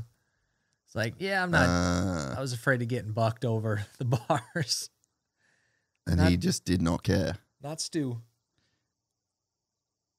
Oh, you got Jack there by privateer. Yeah, I mean, he was just a freak, like just the freak of all freaks. Yeah, and I should say, even in 2012, that year in the outdoors, especially, he came out swinging, and he won the first 4 in a row. And had he not got hurt, Because that was of Thunder Valley too, right? that was Thunder Valley. Same section that got Eli. Yeah, pretty much. Actually, I was thinking about it. Yeah, you're right. So, just and then he was out for that. So I don't know. I mean, had I got to race him in his prime more so, like, I shouldn't say that. I know it sounds bad, but like the early with Ricky, and though that would have been pretty gnarly. Yeah. Yeah. If it was Those guys are just, I remember some of the battles in that first outdoor season. Maybe not the first year that James was on the 4-stroke. 4 strokes. Yeah. Bro. Yeah. Like some of those, they were going too fast. Yeah. Like really, I don't know that we've seen that since. Just a level of two. I mean, maybe Eli and Chase in 22 was like that in a sense. Yeah. But like, dude, just two guys that were just pushing and pushing and pushing until you remember High Point when James went over, like that was just going until there's no more going. Yeah. Yeah. I remember why it's ingrained in my memory, that staying crash of his. Just crazy. Yeah. It's those guys, and even, I mean, yeah, they're mentally tough, dude. Even being on Ricky, like, dude, it's no wonder why he was a champ, just the little bit of time I got to spend with him. Yeah. When you had the incident with James at Anaheim, Yeah. how bad did that feel? Because like that, I think that was one of the weird ones where like there were like people on the internet that was internet age, then, Yeah. and people really blamed you for that in a sense. But it's like people don't know the history, like how far you guys go back, and No. I mean, with that was a complete accident. I had already doubled in. I mean, everybody probably know about it, but he had pivoted before I had already jumped into the middle of the turn before he pivoted, and he cut down, and I was already committed. So I couldn't grab the brakes because it was in the air. And by the time I landed and could grab the brakes, it was too late. Kind of like the incident with Barsha and Jet this year. Yeah. So he cut down like so fast, and you know how he was good at that. And so I was like, dude, I felt so bad, like sitting on the line, because he gets knocked out. And did they red flagged it? Yeah, they did. Yep, they that's did. right. So you I have just to was restart the race going through. Yeah, that. I just like, man, I saw Big James the weekend after, a couple weeks after, like, Big James, like, I didn't, and he was cool about it. And then what was it, like, gosh, 5 years later when James did that video, he kind of come out talking about his retirement and whatnot. I watched it. I was like, oh, I'm curious what he has to say. Like, and then he's like, yeah, after Dunge hit me or whatever he said. I don't know, but Yeah. he's like, it kind of like sealed the deal for me. So I was like, so I was the guy that retired James Stewart. Like, my gosh, like that's not good. but it was an accident. Yeah. So just a racing incident, but Yeah, and I could, from knowing you, just so I would know how bad you would have felt. well, let's just say I never learned how, and I still don't know how to take somebody out. Like, I don't know how to, if I go in for the kill, and you could probably see any, like the one me and Villo come together, like I half commit, oh, we fall down, we like tip over, like, oh crap. So but Jason Anderson. no, not to knock on Jason. But No. I couldn't do it like he does it. He is a gangster at it, dude. Yeah. Like the one with Hunter at Salt Lake, I think Hunter took himself out in a sense there, because Jason is so good at making a rider go, oh, and like you put your weight, like you compensate like you're about to be hit, and he runs it in so tight and so hard that he's actually not going to hit you, and you end up just fully overcompensating. Yeah. And he doesn't hit you, but you go down. I feel like he probably has the record for the most amount of takeouts without actually touching a rider. Yeah. That is like a crazy, crazy art, dude. He's good at it. I will say, Jason, he's got the art down. Yeah, I was at that race. I actually didn't replay it on TV because I was like, oh, I watched it on live, but. Can we replay it? I want to see if I'm right there. Let's actually replay that. Yeah, just that Salt Lake. Well, I know Hunter, too. He was starting to catch some fire, and I'm sure he doesn't, he's like, I'm here to play, I'm not going to give this up. And, Jason, he ain't letting out if you're both going in at the corner at the same time. Well, and I think, like contracts and. Here it is. Oh, bang, right. It's just right there for us.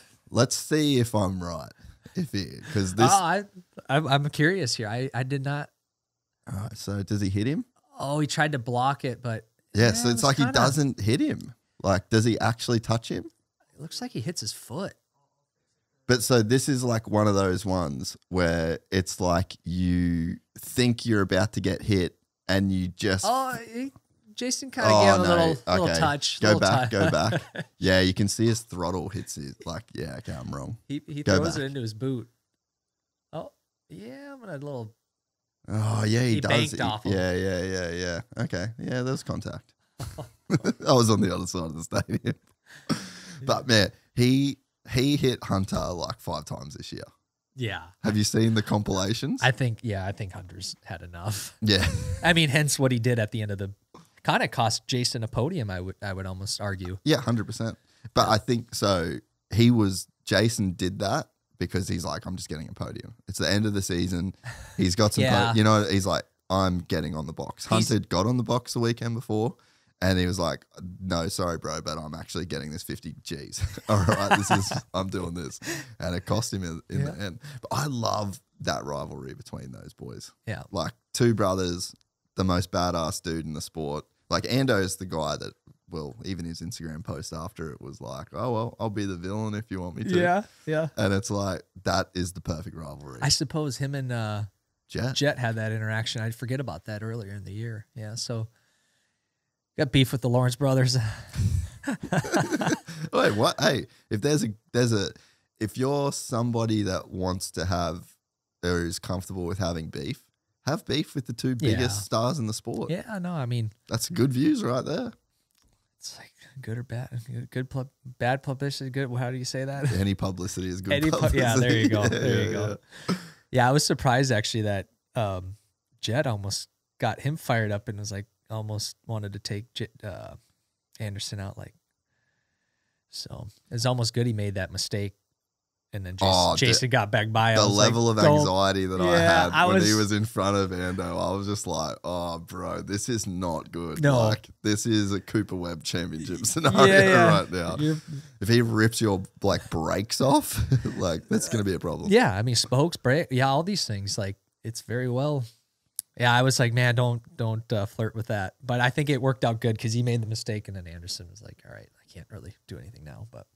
What, as a fellow rookie that won their 450 debut, what do you make of Jet's season? I thought it was phenomenal. Not only did he win it, but he won it hands down. Yeah, you talk about blowing a points lead. Can you imagine being 10 rounds in and you blow 21 points to a dude that's already won the title twice? Yeah. That is wild that he rebounded from that. It shows a lot of maturity for sure, that mental toughness, and I don't know. He's well ahead for his age, and maturity, and he does a lot of things really good. He's not just good here and there, and his weaknesses aren't very many. Everybody has them, but they're not very visible. He's very well-rounded rider in every area. And how he rides the bike, his skill, his technique, fitness, mentally, everything. He's got it all pretty in check. So I don't know. I love watching him. Like we talked at the beginning of the podcast, like when I watch him and Chase, how they ride a bike, I could watch it all day. Like it's beautiful. Unbelievable. Yeah. Dude, Chase is looking good outdoors. Yeah, I've heard. That bike looks good. Yep. I haven't seen him firsthand, but I'm excited for this weekend. Yeah. I know he's looking to rebound. You know that this first year on the team, and you know it was good to end it on a big on a win. Just get all those kinks worked out, and it's challenging at times. You know, new bike, different frame. Working different there, but they made big changes this year, big advancements, and I think giving Chase all the tools he needs to go win now. Yeah. When I would watch him on a KTM and Supercross, it just didn't look like he was on the Honda, and obviously he's not. But it's like the riding style, like there was just a difference in how he looked riding that bike. But I've seen him ride in person on the outdoors. I've watched a bunch of videos online. Like, I think the bike and him they make him look a little bit more like Chase outdoors for whatever reason. Yeah. Obviously, completely different setups, completely different bikes, completely different riding style. But this seems to look a little bit more like Chase already, I think. Agreed. Yeah, I definitely agree. And he's coming in. He's coming into his own. I mean, I would say I think Chase is a better rider this year than he was last year. And yes, he didn't win the championship, but you can see there's more of he's thinking without, he's got the championship in the back of his mind. He's not, making all these silly mistakes. I think he's upset at times. Like, I was I was faster last year. I'm like, well, yeah, but you also threw it away a bunch, the front, he lost the front, this and that. And you could look at it both ways, but I think he's a more well-rounded rider. Now we need to get the consistency back. And a lot of it, the bike changes when you're making changes week in and week out and trying this, trying that. I mean, it's no secret, right? But I like what KTM did this year. I think they made great steps in the right direction. And the bike, to me, visibly, I haven't rode it. I don't do any of the testing, but it looks a lot better. It looks good. Yeah, it looks really good. It's the more compliant and just a more well-rounded bike. So, and I told Roger last year, I said, it's great that Chase is coming our way because one, he's a great rider. Like, you want him on your team, but like, he's going to push this bike to a level that like you're going to be forced to have to figure it out. And so I think that's what I don't say I told you. So I'm just saying like that's what I see happening based off of what I wrote in 2022. And it might take a year, 2, 3, but that's going to work into the production and all. It's overall going to. It's net positive. Yes, but you're going to have to rock the boat a little bit to get there, and that's okay. Yeah, and I've never really thought about it like that. Like they've got a guy that is, because he's a beast, bro. Yeah. Like he's a big, strong dude. And from talking to him about his technique and some of the things that he's doing on the bike and like where he's feeling force and like where he's putting force through the motorcycle, like he's actually riding the bike different in terms of physically than other people. Yeah, he is. And he's creating new problems, I think. Yeah. You would not have put the level of force through a motorcycle that he is. No, I think he rides a little bit more heavier of a rider. He does have a little bit more weight than I have, which is okay. But he puts a lot more weight on the front. He loads the front way more than I think most people would realize. And so... Similar to Stewie, I reckon. Yeah. But with more actual mass behind him. But Stewie likes it stiffer forks, where Chase is more like, hey, I want it soft and compliant. And so it's like... That's a balance to find there. Right. But it's been good. I mean, these things don't come easily. It's challenging. It's stressful. It's frustrating. And, but you have these breakthroughs and I think they've had them. I think it's positive, but it's got like I told you, it's got a long tail. Yeah. The tools are there and everything's there. And look, Jet's going to be tough to beat and that's okay. Like he's going to be a tough guy, but it's like, just like everything we're talking about, don't be afraid to fail, put yourself out there, keep pushing, like just like give it your bet. And so all these things he knows, Chase, but yeah, it'd be good to see the opening round, how it kicks off, and just build the momentum from there. Yeah. Yeah, because I think, yeah, dude, it would be just so hard to be like, you've just got to show up, right? And it's like, so many of these guys are probably already beat before they go to the line this weekend. It's like, takes a lot of courage to be the guy that goes to the line technically beat. Yeah. If you, hey Chase, you've literally never beat yet, ever. So if the streak continues, then it's like, you've like, technically he's just beat you there. So it's like, it does take a lot of courage to go to the line and really give it 100 every time. And, I think you were a guy that was your career, was like, you made it work when maybe you weren't the fastest guy, maybe you weren't, technically, but you were still a guy that did have the courage to show up, because it can be hard to do that. Yeah, it did. I mean, you try to, you might be facing and the other thing about our sport that I don't think people like, they just see the guy the day of, like, just go perform, right? But it's so much more underneath the layers of it all. I mean, it goes down to, even to the point, and like, are you and your girlfriend getting along? What's stressing you out? Yeah, there's all these factors, like, how's your training? How you feel about your bike? Are you testing before? Are you trying stuff the day of? Like, are you comfortable on the bike? I mean, there's so many things that go into like a guy really executing, performing. But if you do the homework and do it upright, and the rider, you manage all that stuff properly, and the team does their work, and you guys, land in a good spot. I guess what I'm saying, there's just so many pieces. It's a huge recipe. Yeah, it's not like you just show up and go win a race, and there's things that nag at you and that can like make or break you on a day, and not to let that. It's just, there's a lot more in depth that I don't think a lot of people really understand, unless you've raced and kind of done it. But yeah, I think one of the things I've seen in the last couple of years that it kind of like bugs me from a fan perspective is, I feel like nowadays we've had all these examples of guys that are just like so fast, and the fast guy wins. And now it's almost like you think with like a guy like Chase or Eli, or, it seems like at times, or Kenny, and I just don't mean this in any disrespectful way at all, but it's like, it seems like, oh, I'm not the fastest guy. Okay, cool. Tonight's not my night. And it's like, I just feel like you were one of those guys where you could go to the line and have a winning expectation of yourself, even if you weren't the fastest guy. And I think Coop is a pretty amazing example of that.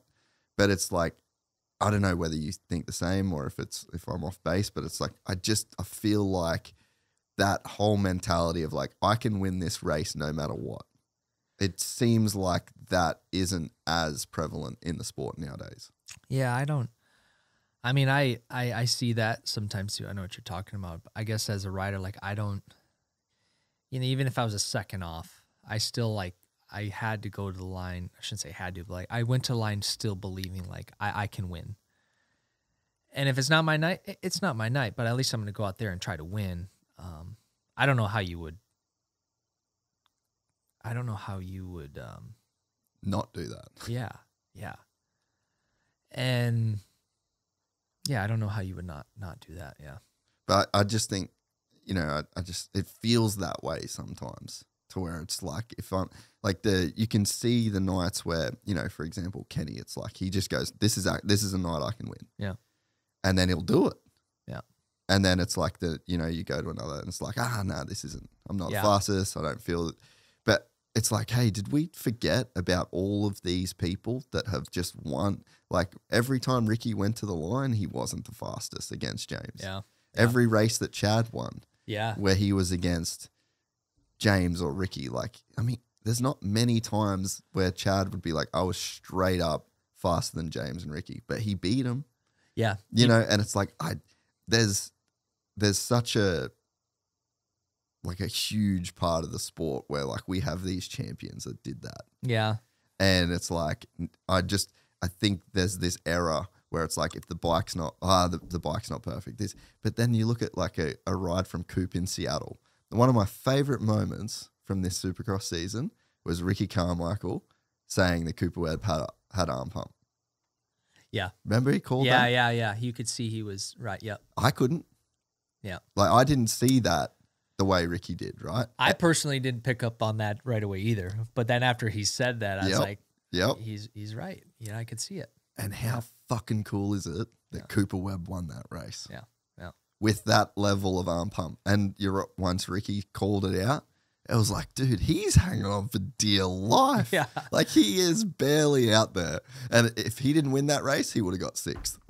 You know what I mean? Yeah. Because that's like the level at which he was like failing his body, essentially, you know? Yeah, And like, to that guy.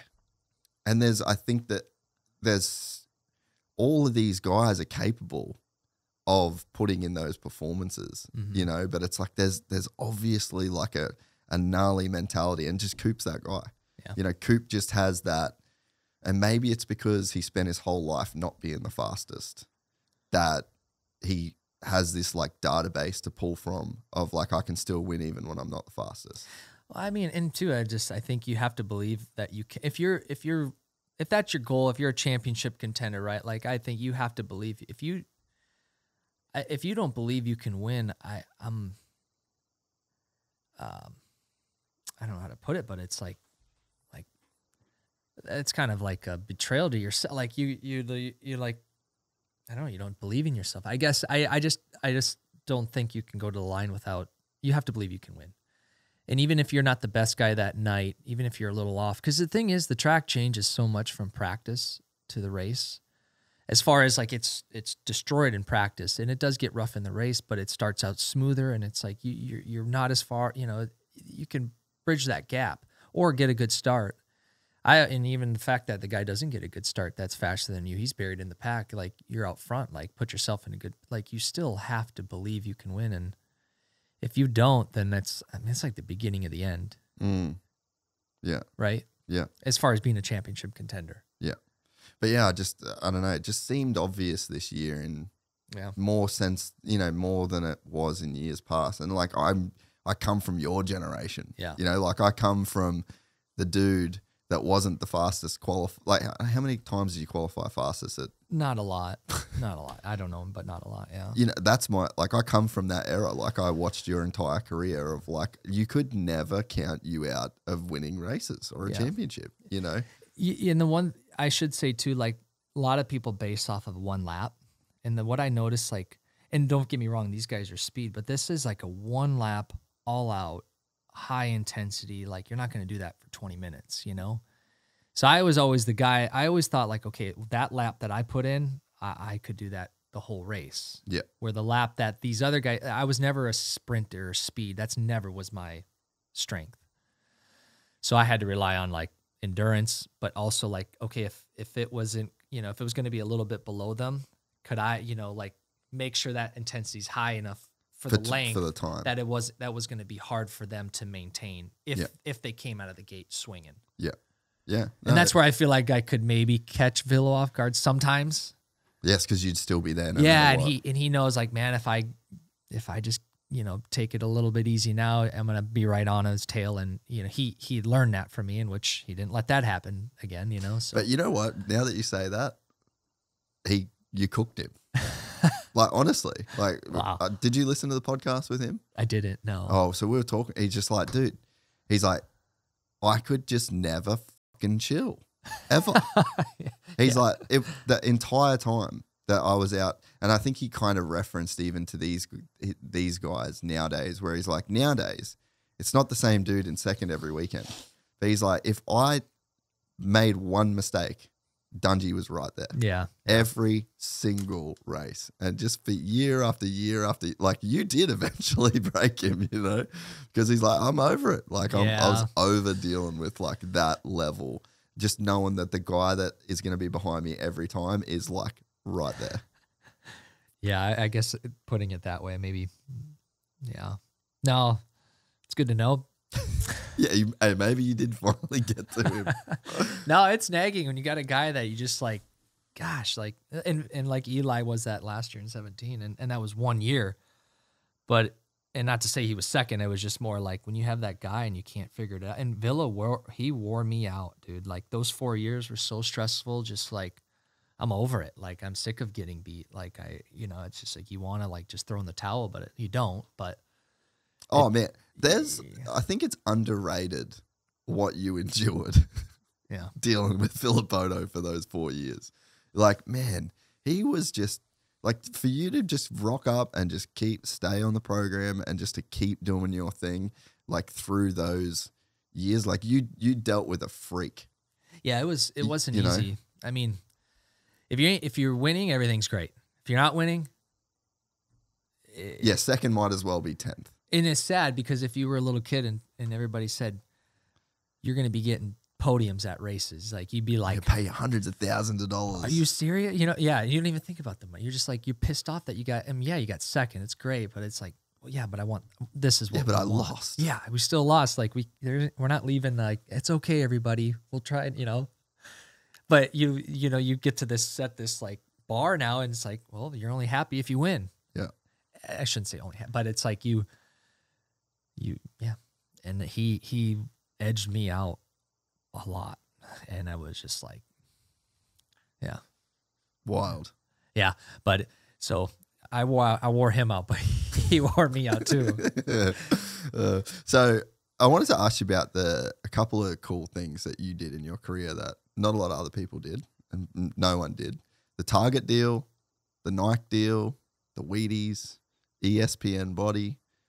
Like, I don't think you get enough credit for, some of the partnerships that you had in the sport and, like, I guess how those come about. And, you were a guy that really quietly just broke down the sport into like a bunch of other places. No, I was really fortunate to work with great companies, and I don't know, it all kind of how like Target and Nike, those kind of just naturally came about. They had like this action sports program, the Nike 6.0 that I was a part of at the time. And then my manager at the time, Tony Gardia, he had reached out and why don't we make a boot? And I was like, I don't think you're going to convince them to make a boot, but like we can try. And they did. I was like, I couldn't believe it. I don't think I realized the importance of that then. Oh, it's massive what you guys did. Yeah. And then I was like, this is cool, but anyway, it was that was really special to be a part of. I mean, the boots were so light that I remember the first time I rode with them, I almost felt like I went off a jump and I almost felt like my feet wanted to like come up over my head. Cause I was thinking, I always had this kind of like extra, if it's a weight, a pound and a half more on each leg to hold me down. That was enough to keep anyway. So these things were so light. It was incredible. And so that was really cool, the development and to be a part of. And Stu was obviously a part of that too. And then the Target deal, that was bizarre because so my mom worked for Hayworth Marketing and Media, and they had the account for Target for all the marketing, and no connection. There was just my mom worked there, but there was nobody talking to my mom or nothing. And so I forget, my mom had quit Hayworth, and I forget where she was, but then somebody at Hayworth called her and said, hey, they're talking about your son. And my mom's like, what are you talking about? Target is. No way. Yeah. And so at the time, Troy Michaels and some of the crew, Devin O'Brien, Laura Anderson, they were developing the action sports side on the Target side of things.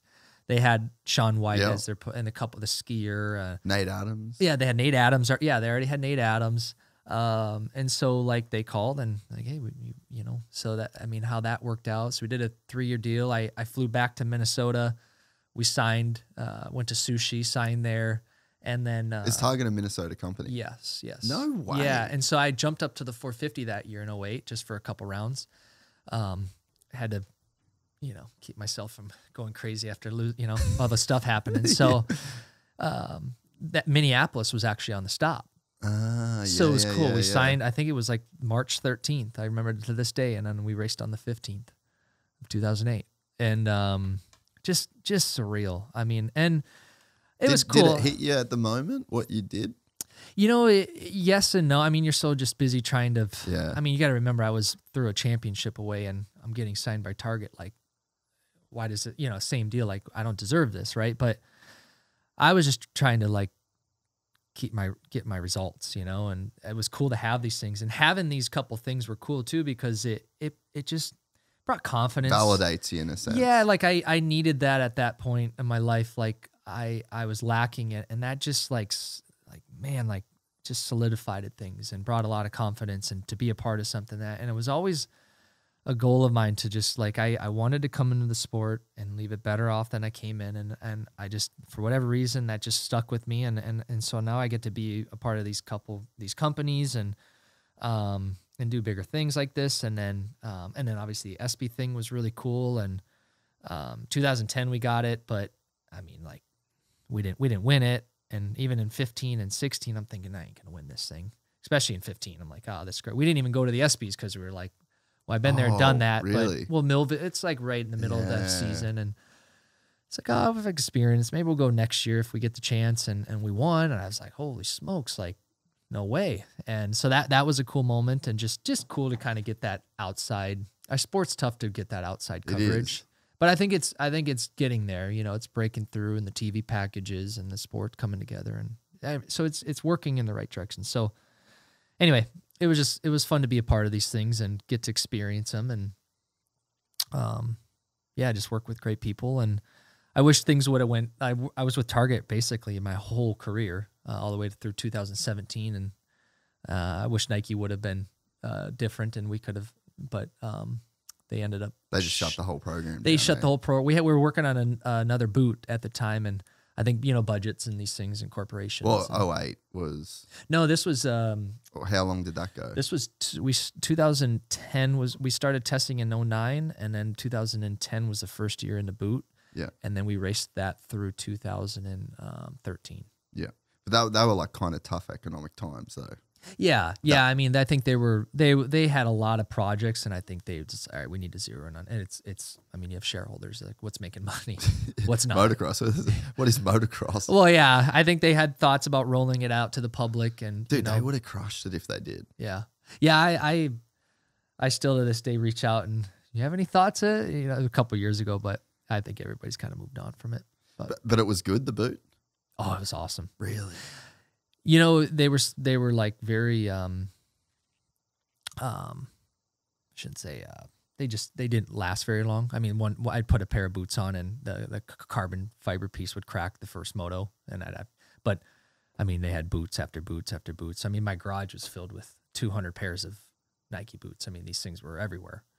So there was no shortage of them, but that's what the purpose was for. It was like high, the performance, the quality, but also, just the performance, the quality, but then they weren't made to last, that long, maybe a month I could get out of them if everything went well, but they were great. I almost felt so exposed that I almost like, are these safe? Are these actually safe? When I first started riding them, I'm like, is there any protection on these things? But like, surprisingly, like I felt like the boot wasn't, it's like it didn't need to be overbuilt the way they were in those days. And I think people have caught on more so now today, but like Chip Jones, he was at Fox, and he went over to Nike, and he helped design the boot. And so he had a really good understanding. Yeah. Of boots, just from previous experience. But it was so light. Can you pull up a picture of one? Nike motocross boot? I haven't seen one in years. Yeah. Dude, if they sold them, they would have made. I mean, it's Nike. I'm sure there's more money in women's activewear, but like there they are. Yeah. Yeah, let's get a picture of one of those bad boys. Dude, they look so sick. Yeah, that's for the bubs. Yeah.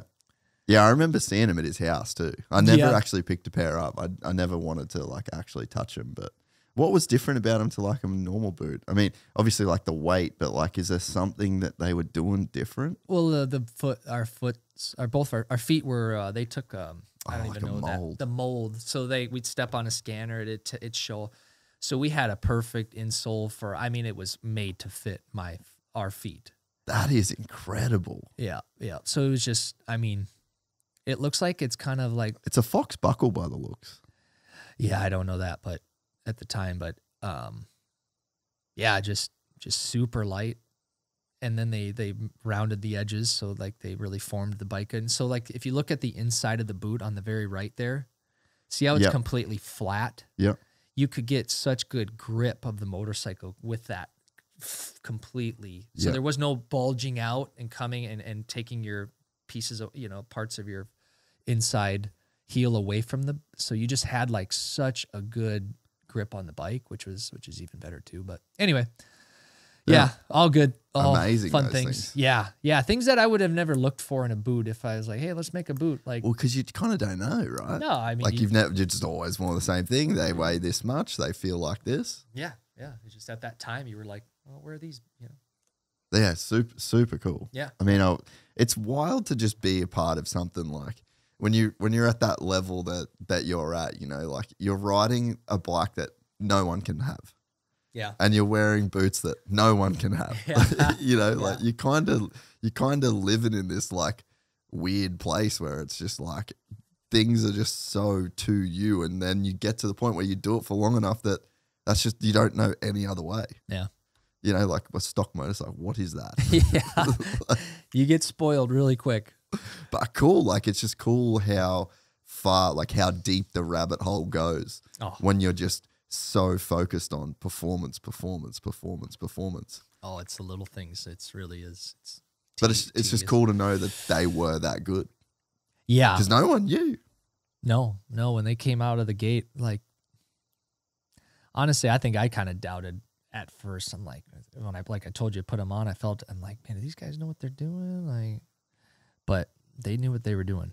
Was it, obviously not going to say a number, but was it like a Nike paycheck? No. I mean, in all honesty, it wasn't it was just a flat salary and unlimited boots, just as many as we needed. So it wasn't like, wasn't like a crazy deal. No. It was like a big money kind of thing. No, I mean, I think you have to understand they were taking a gamble and a risk in a coming sense over as to well. us too. So it's like, I mean, you could have paid me zero and I would have. Yeah, you would have done it. Yeah. So, So it was like the fact that they gave us a little compensation was cool, but yeah. Crazy cool part of moto history. Yeah. I know you really looked up to Lance Armstrong through your career. Did that build a bridge with Lance at all, with like Nike and the whole deal? So kind of prior to that, I had been in touch with Lance with some other stuff with his foundation. We were doing some stuff there with Livestrong, and then I had met Lance a couple times. I can't say we really had a great friendship then, but just meeting him a few times. He passed me his number. If you need anything, reach out, and he was really generous in that way. But yeah, there was definitely, and I think there was some close links, like if like Lance came back for that the comeback Hope rides again at that time to the Tour de France. And so they had a big thing in LA, and they invited us out. So there was cool things we got to be a part of in those regards. And they knew I was a big Lance Armstrong fan. I mean, he was a huge role model as far as just everything. And so I think they went out of their way for me to kind of like, cool. Yeah, it was special. Like, hey, we're doing this thing in LA, and you wanna hop on a flight? It was last minute. I'm like, well, dude, how do I turn that down? Like, this would be awesome, So just it was really cool, special moments like that, too. And was Lance one of the dudes you looked up to as a kid? Because that's one of the things I always wondered was like who. Like, I think your dad was obviously a big inspiration, and your parents are just like those hardworking, normal people. You don't have this like crazy outside or this like family influence of like doing some fantastic, you just had normal hardworking parents. Mm-hmm. So there's a lot of inspiration in that, but I think that also makes you look outside for inspiration. Like, so Lance was one of those kind of guys. Yeah, for sure. It was it was 2005. My grandmother passed away from cancer. She was like 65. And that's young, eh? It was really, it was young. I mean, definitely too soon. Yeah. And that was the first moment in my life, like a first death in the family, and it shook me, and with that, I remember after it was March, we did her funeral, And I went to Texas then to go ride and get ready for some nationals. And I was doing some training there, and I don't know how it got to me, but like everybody at that time was talking about Lance Armstrong's book. Like, it's not about the bike. Yeah. And I'm not a good reader. I don't like to read, but if it's something I'm interested, I'll go pick it up. So I went to Barnes and Noble. I was like, I'm gonna check it out. I don't know what led me to it, but I'm gonna go do it. So I bought it. I started reading his book, and that, like, I don't know, it just started like changing my life. I mean, he battled cancer. I mean, obviously the tie with my grandma and what she had went through, and so there was just like a mutual, like, or just a good, it was interesting. It resonated because of the experiences that you'd just been through. Yeah, and listen to him talk about everything, how he wished if before cancer, he kind of took it for granted, didn't take it serious, and then he got cancer, and it just kind of like he didn't take life for granted anymore. He made the most of it, and I was like, well, man, I don't want to wait till something bad has to happen to me until like to figure it out. And so it's just like that was a piece. And his mental, his mindset. I mean, you can pick up on these things reading his book, So it was a great book. Yeah, I read it like 3 or 4 times because I'm like, man, I need to learn this. This is amazing. And then so he was how dominant he was on the bike, and just his his mindset towards things, and then what he did with the foundation and how he started that up. It was a really big inspiration of like, well, man, if I ever turn pro one day or make it to that level. It's a good influence that use your platform for something bigger than you. And so he was doing that. And it was really motivating. So at that point, so I was 15 years old, and that's when I started learning about Lance. And then I was just like, oh, this is awesome. Like, so, and then how we talked about everything else unfolding with Nike, it just was like, it was so surreal, getting to meet him and all that cool stuff. So it was just a kind of a, geeking out moment, like, wow, meeting one of my heroes. Yeah. How'd you feel when he got busted for the drugs? I didn't know how to feel. It's so weird because, and I don't want to talk too much about it because I don't know. Yeah. Other than that, it seems like everybody was doing it. That's what I reckon. Yeah, and I'm not saying like, oh, we're over here and it's okay, he's doing it. I was like, no. Yeah. I was just like, in that sport, it's like, it seemed, you wondered, like, wow, these guys are animals. This isn't crazy. But so everybody started to, opening up about it, and it seemed like they went after him. And yeah, so that was all pretty gnarly. And, I don't know what to think about it. I mean, I feel that I'm the exact same way though. Yeah. Like I read his book when I was probably the same, very similar age, and I just remember thinking this dude is just an animal. Yeah. And it's like, I knew the whole time that everyone in the France was doing drugs. And you've got this thing that you just make it harder and harder and harder and harder and harder. And then you want to advertise how hard it is. And you like, that's the thing that like makes your entire sport is how fucking hard it is. It's gnarly. And then these guys are like literally going to die unless they do this shit. I don't know. Just seems to be, I was like, well. Yeah. I mean, yeah. And this just, I got to imagine it started getting out of control, and you're starting to control it, and then it just keeps going, and you're protecting it. And I couldn't imagine living that. Like I can't even, live with myself, like with a conscience, like dealing with or having to. But it was just I don't know what to think about it. That sport. I don't know anything about it. What led it all to that, other than like, yeah. So yeah, I think I look back at that. The sad thing I think is, sorry to cut you off. No, you're good. I think the sad thing about it all is he probably, if you did level the playing field and there was no drugs, he probably still would have won. Well, from my understanding, like, and it says it in the book, like his lungs and his gifts, like what he's gifted with is incredible. And so, and I just think that he was indomitable, and I just think like he was going to be that, like, if you take everything away, like he's probably still that guy. Yeah. It's just, it's a shame. I feel like it's a shame that the sport puts a person in a position to like kind of have to do that, It is interesting, huh? Like, Like what do you do? You know, you can do this to win, but how do you protect yourself on the other side? But yeah, so I guess I'm saying that inside. Like, I just don't think that. I guess the lying part about it makes it a bit harder, but in terms of like what he did and who he is and like the things that he overcame, like I don't think that it fully puts that fire out, you know? Yeah. Like, I think he was still an incredible person. Yeah, I mean, and like the good the foundation's done, like just hundreds of millions of dollars raised. Yeah.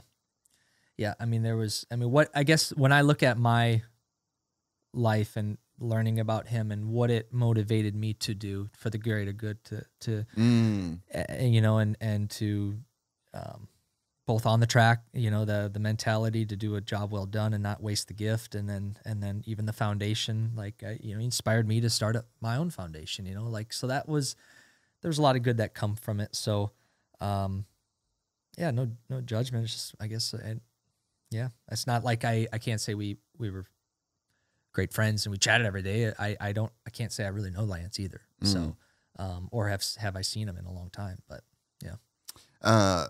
How was the process of starting the foundation for you? Like, it was obviously something you always wanted to do, like from day one, if you kind of got to the big leagues. Yeah. And it was, I always envisioned it starting in my racing career. But it's funny how it all works out. Honestly, it worked out for the better.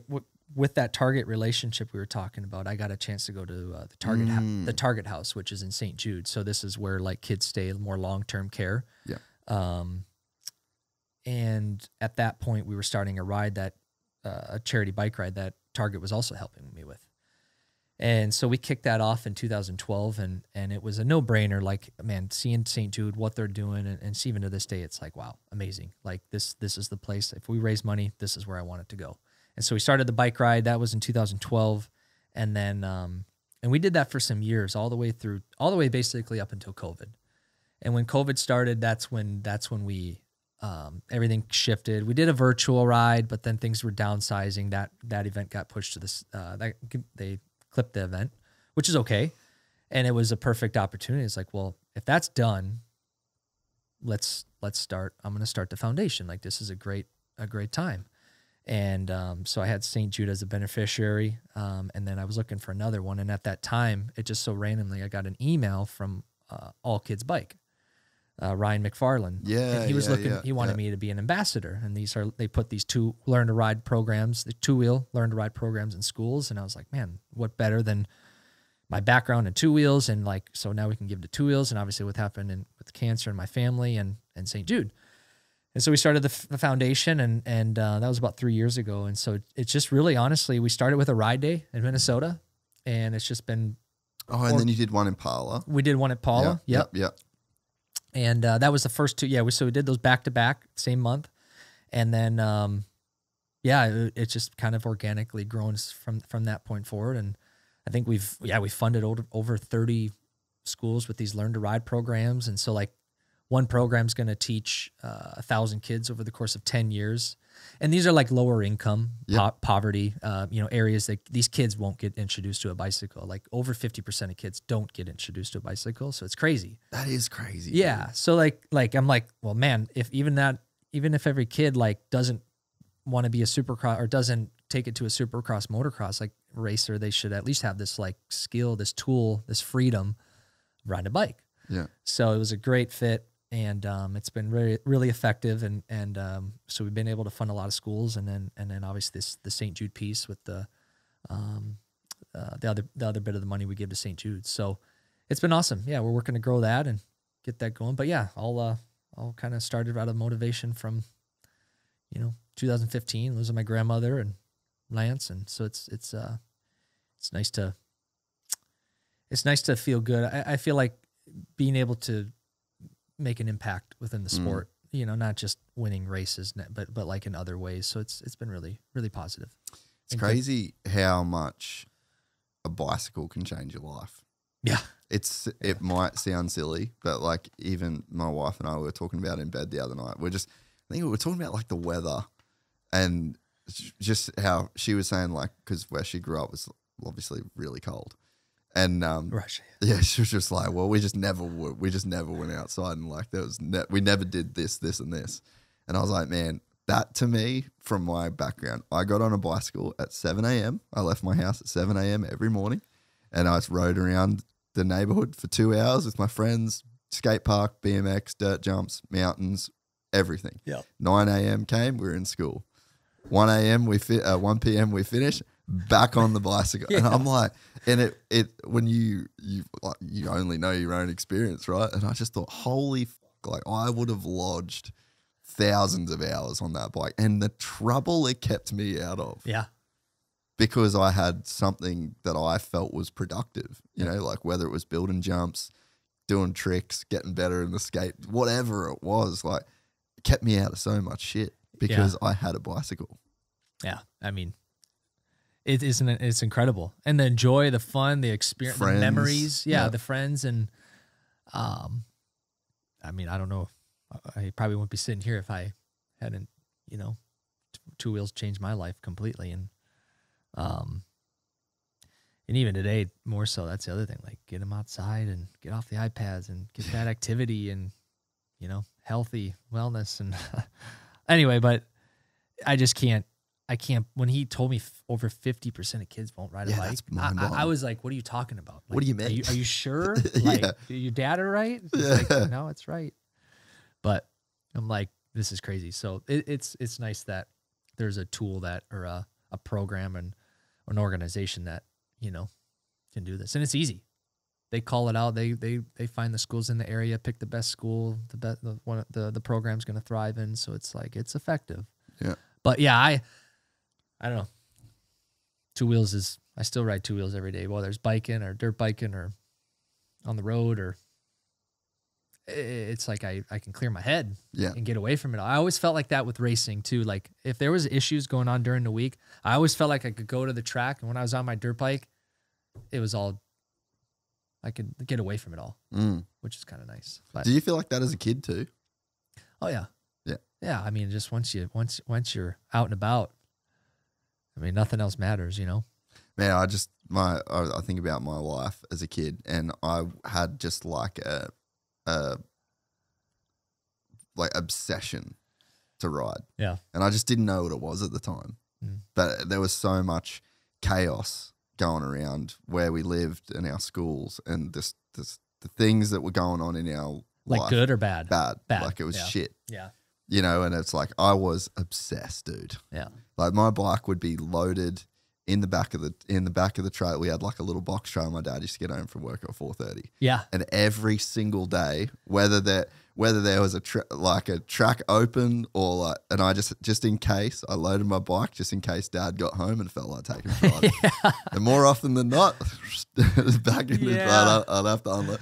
I was desperate, dude. And I didn't get proper jobs when I first left school because I was like, well, now I can ride all the time. Yeah. And I was never good. Yeah. Like, you know, but it was such an escape from everything. And it's exactly what you said of like, I just could clear my head and I got to exist, you know. It kind of ruins you in a sense. Like, I remember just sitting in school, like thinking about not being in school. We're going riding tonight. Like, like that excitement. I was like, all right, let's just get through this. Let's get home so we go ride. You know, Dad said we're riding tonight. And it was like, and I can't believe he took us riding after working all day, like knowing what I know now and 3 kids. I'm like, dude, how did you do it? Like, I think that same thing now, right? Like when I'm with that same combo, I'm telling Anna like, oh, on this day we did this. Like Monday night we didn't do anything. Tuesday was football training. Wednesday night was athletics. Thursday night was football. Friday night we raced BMX. Saturday was football. Sunday was athletics. Yeah. And I'm like, and I used to give my dad shit. I'd be like, fuck, lazy, you know, like take me riding. I'm like, nowadays I'm like, I could not have kept the schedule that my parents kept for us. No. And your dad was doing construction. And I was just thinking today flying out here, like he'd come off the construction job site all dirty, hurry up, quick shower, motorhome trailer's already loaded up from the night before. And he worked all day that day too, only to jump in to drive down to Oklahoma or Texas. And I'm just like, dude, how do you not just like exhaustion, you know? But even the driving, like, so my dad, we did something similar, right? So Dad had finished work 3 p.m. on a Friday. We lived way up north, so there was really no big races. Yeah. It was just like real small club tracks Yeah. kind of thing. So Dad would finish it at 3.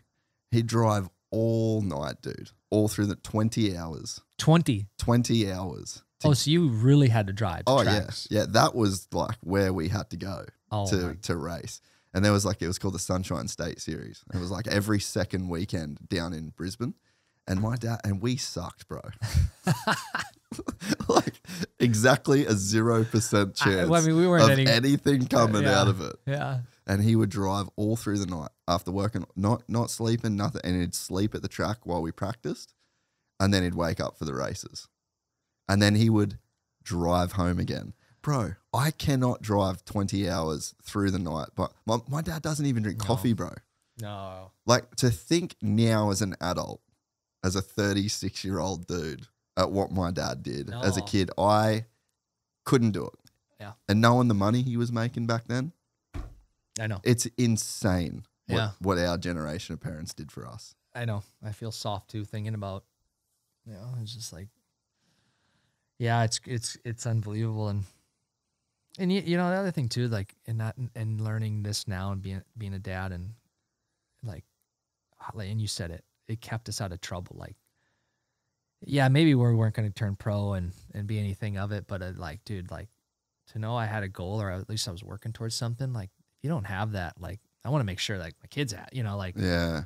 But yeah, it was just so nice to be working towards something and not, I was so focused through my whole childhood on something, race dirt bikes, it was pretty, and I'm sure you're the same, it's like. Yeah. Yeah.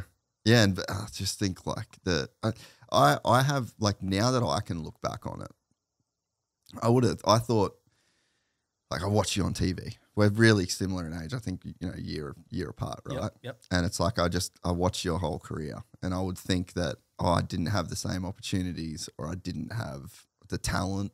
I didn't have so like now that I can look back on my life and I'm very happy where I am, but I can look back and honestly be like, bro, you just fucking like didn't try. Like you didn't do enough. And you did, like, when I talk about the way that my dad treated us and the way, like, we didn't have the nice bikes, we didn't have, like, there was a lot we didn't have, but you didn't have that. Right. Right. And, like, so the level of respect that I have now for guys like you, that you did the work and I can't imagine how hard it was to be a kid in Minnesota in the winter training. And it's not even just like the winter's cold. You know what I mean? Yeah. It's like there's a long period of time where it's just like very uncomfortable to be outside. And Yeah, a guy like you never dropped the ball, never lost sight of the goal, and just kept going and did this level of work that got you to a level that like I thought was talent. And it's not. Yeah. No, I mean, if I'm honest, I didn't get my crap together till I was probably way too old. But yeah, it was tough, it's, yeah. I think you look back and you think about not having the good equipment, like, oh, the other guys got the good, or you don't get the result, and everything comes harder, but I look back and it couldn't have been better. Yeah. It actually made you better. It made you better. Like, and then by the time you did turn pro, you got the good stuff. You appreciate it. You're more thankful. You just have these things that you're not spoiled. And the other thing too, I got to be a kid, my dad wasn't like, ride every single day. Like I got to go snowboarding. I got to go snowmobiling. I look back and it was a blessing that I got to be a kid. Cause when it turns pro, I mean, even maybe a couple years before you turn pro, it's nonstop.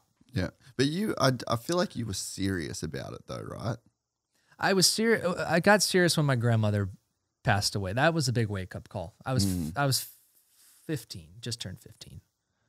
That's probably like when I say get my stuff together. It's like, all right, you're gonna do this or you're not gonna do it. And I don't know why, but was it because you'd never thought about death?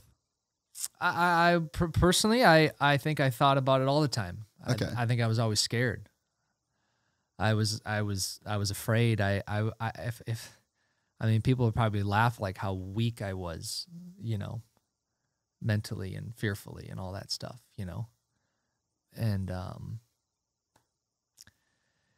you know, I think with my grandma, that was that experience, that first time, it was just, it was just, I guess simply put, it's like, one, I miss her terribly, and in her honor, you know, I want to make the most of this, and they were huge supporters of racing. I mean, you know how financially tough racing was, and my grandma and my grandpa, they supported the racing for sure, and my dad did scab jobs, and my dad and my grandpa owned the construction company. So they made good money, but not like... Yeah, but when you can make good money, but when you own a business, like, if you keep 10% of it, like, you're cheering. Yeah, so grandpa was like, Troy, when are you going to be done with this? And not to say he didn't support us, he just was like, he just saw money going. And so I'm like... So yeah, grandma, it was just like, all right, in honor of her and make the most of this, let's do it. And then... you know, I again, I think it referenced back to, like we were talking about Lance and the cancer, and you know, I don't want to waste my life to figure it out, you know, or get to this point, or wish I could have done this, or, you know, I want to do it now and do it right, and I just got serious about it. I think more so than anything, and was like kind of a mentality of win or die trying, you know, like, you know, I'm gonna go for it, or all or nothing. So. I don't say that, it was just kind of it was just what it was, and I think I just I didn't care anymore, you know, like, I think I was afraid to fail. That was huge. I didn't even know how to win, you know. I was just like, dude, if, you know, this isn't life or death out here. What are we doing? Like, it was a bit of perspective. Yeah. So it just was more like, all right, man, go, this enough. Let's get it right. Yeah. Yeah, because I think it's interesting you say that you thought about death all the time. Because I do as well. Yeah, I just like, even when I was a kid, like, I would always think that it was like, I always felt like I had to do some shit. Like, I really needed to do stuff because, like, it's over. Yeah. And when you reference, you know, it sounds like hippie and weird, but it's like, you think about how old the fucking universe is, how old the world is. It's like, bro, you're gone. Yeah. You're here and you're gone. Like, you gotta do some shit. Yeah. While you're here, you know? And I'd have people that I used to talk about, and they're just like, bro, what the fuck are you talking about? Like, that's weird, dude. Yeah, I mean, you only get to do it once, and I you know, not to say that, like, go live it up. No, I just think that make the most of it, and I think that's this is deeper, but it's just use your gifts, use your talents, and then, you know, like, apply yourself, and, you know, don't leave. And I think the other thing too, that, and it drives, and I still got to be careful today, is like, in this day, it's like, dude, living in fear, like, it drives me nuts. Like, it makes me miserable. And once I catch myself, it's like, all right, face the fear, whatever it is. I don't care, you know, like, I don't say that like it's easy. I'm just like, I'll find myself like trying to shy away from something. And prime example, I wanted to fly airplanes. I want to go fly an airplane and get my pilot's license. I was kind of afraid to fly all by myself in the airplane. There's a lot at stake, but I'm just like, face it. Like, quit being afraid, you know? It's more dangerous to be out there running around, you know, afraid, than it is just like going on the track. It's more dangerous to go out there riding scared than it is to just apply yourself and focus and execute.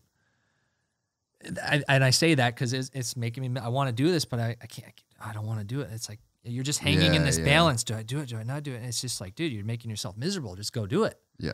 And that was a sermon I heard, like, face the fear. Face it head on, you know? So it's like, all right. So you did fly? Yes. So I guess I didn't end it, but last year I started it and I got my pilot's license now. Wow. So yeah, it was just. I'm scared of that.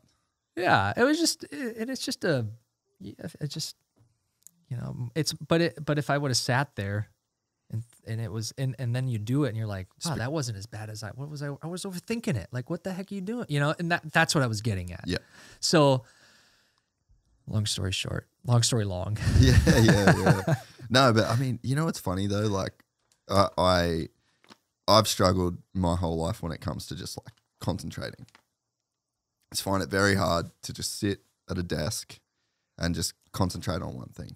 I got a million things going through my mind, and it's so much easier for me to just sit and think about 1,000 things all day and do literally nothing, you know. And it's like I sit and it's like, okay, bro, just type the email, this is the email. You've got one thing on you to just type the email, and then you type the email, and it wasn't that bad. Yeah. And I think, you know, fear it's that we build these things up in our mind to be monumental, you know, and for me, it's like it's flying a plane, or it's just literally replying to an email. Yeah, yeah. But it's like once you do the thing, like it really wasn't as bad as you kind of thought it was. Like the real pain is like the weight that it carries in your mind almost. Yes, that's a great way to.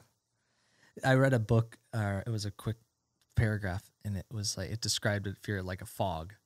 It's like a quarter mile of fog within an area in an airport can be like condensed into like a little glass. So it's like it's bigger than it. Yeah, in terms of its actual mass. Right. Yeah. So it's like it seems like this big bad, you know, but it's just a cup of water, you know. Yeah, and like once you fly, and like what's on the other side of that. Yeah. I'm sure it's just amazing. Well, there's freedom. There was a race. The thing I always remembered is, and depending on the risk, but like with racing, risk is freedom, and safety, to play it safe, is slavery. And that was like, it just summed it up. I'm like, it's freaking slavery. Yeah. So anyway, not to tell anybody be stupid or, you know, so don't throw caution to the wind. But Dungy's saying you can fly. Face your fear. If you want to, if you're trying to do something, face your fears. I'm going to take a piss break, and then we'll wrap this thing up. All right. So what was the most fun point of your career? Like some of the most fun races that you can remember? I would say probably 2015 was probably one of my favorite years. That 15, 16. And I mean, it just was a lot of things were new in that time. I mean, me and Lindsay had gotten married. We had moved down to Orlando. I was working with Eldon.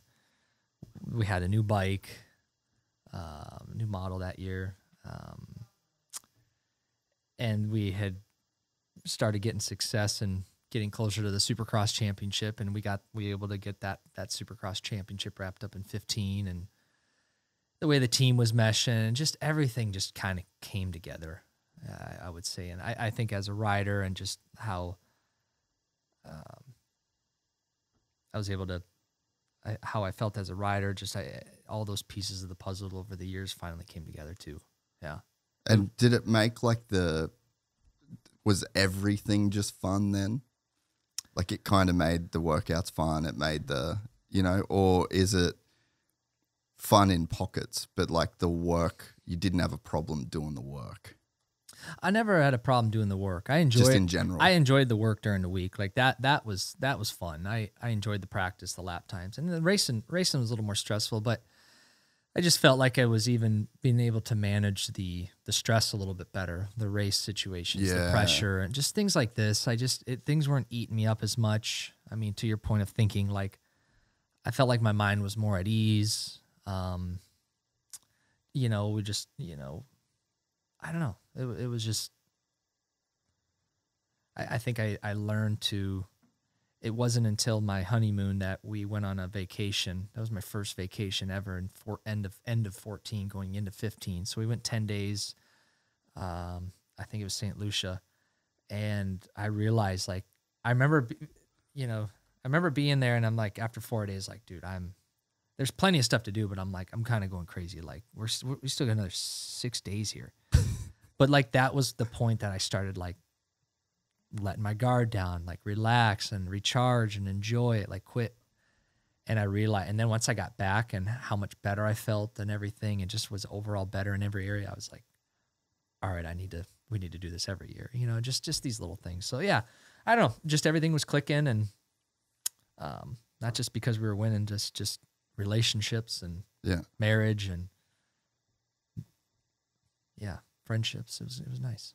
I think one of the things that I've started to think about probably a couple years ago, that like the success that you can achieve in life is almost in correlation with like how much you can put on your shoulders and how far you can walk.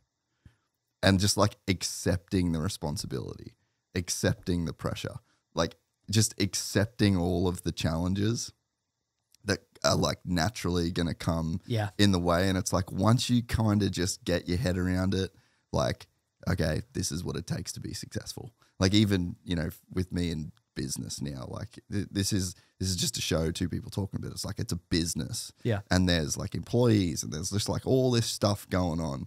And it's like the least I enjoyed it was when I'm like, oh, look at all this money I'm spending. And I don't get to keep any of this. And it's like, I couldn't accept the reality of the situation. Yeah. You know? And it's like, I think that once when I did start to enjoy it, when I was like, cool, all of this comes with it.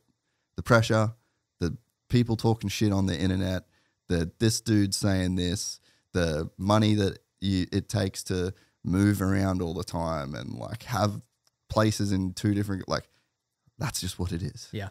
You know, and it's like it's like the work didn't change. So like from 14 to 15, the work didn't change that you had to do. The races, the schedule didn't change, but it's almost like how you reacted to it is what changed. Yeah. Like how you respond to it for sure. And and you know, the perspective, you have to do this, or do you get to do this? You know, and it's like, it's, you know, you positive, is the glass half empty or is it half full? I think that's huge. I mean, if you, even at the point, like, what are you telling yourself, you know? Like and careful what you say, because, you know, it's negative or speaking that stuff. Like I was always a firm believer, like, you know, be careful how you think and be positive and grateful. I mean, attitude of gratitude, like you get to do this, you know, I think it changes the whole dynamic completely. Yeah. And you have to work at it, eh? Yeah, it doesn't come natural. And sometimes it's more of a choice than it is a feeling, you know? Does that make sense? Yeah. But I hear everything you're echoing, like the business stuff. It's like, it's different, it's new, it's overwhelming, it's a lot, and it's easy to be like, man, this, you know, negative and down, and it's like, no, you're learning, you're growing, and you know. Yeah, but you'll stop at the level at which you think you can't handle it. Yeah. You know, and like I know people that are like, just no, like they sell planes. Yeah. And it's like the fucking stress that they deal with to sell planes for like just millions of dollars, just transactions, just daily. And it's like, that's a lot. But the level of success, and like they're okay with that. Yeah. You know, like there's a certain level of pressure and a certain level of responsibility that they've just accepted. And as a result, they reach those heights, you know? And I think it's like, I don't think I ever thought of it in that way. You know, it's like, oh, well, you just kind of get what you get, but it's like, no, you kind of get what you're prepared to accept in a sense. Yeah. Yeah. Yeah. I agree. And it only becomes like enjoyable when you kind of accept it and you're like, oh yeah, like this is fine. The pressure is part of this. You know, like you kind of can flip the things that were holding you back in the past that were negative, and you kind of can turn them into a positive. Yeah, no, for sure. And I like, you kind of underestimate what you're capable of accomplishing, you know? But I think, I hear you though, when it's new and it's overwhelming and it's a lot, it is a lot, and going through it, you know, it's easier for me on the outside to look at you like, good job, man, keep going. But again, the reality, you're like, no, man, this is a lot. Yeah.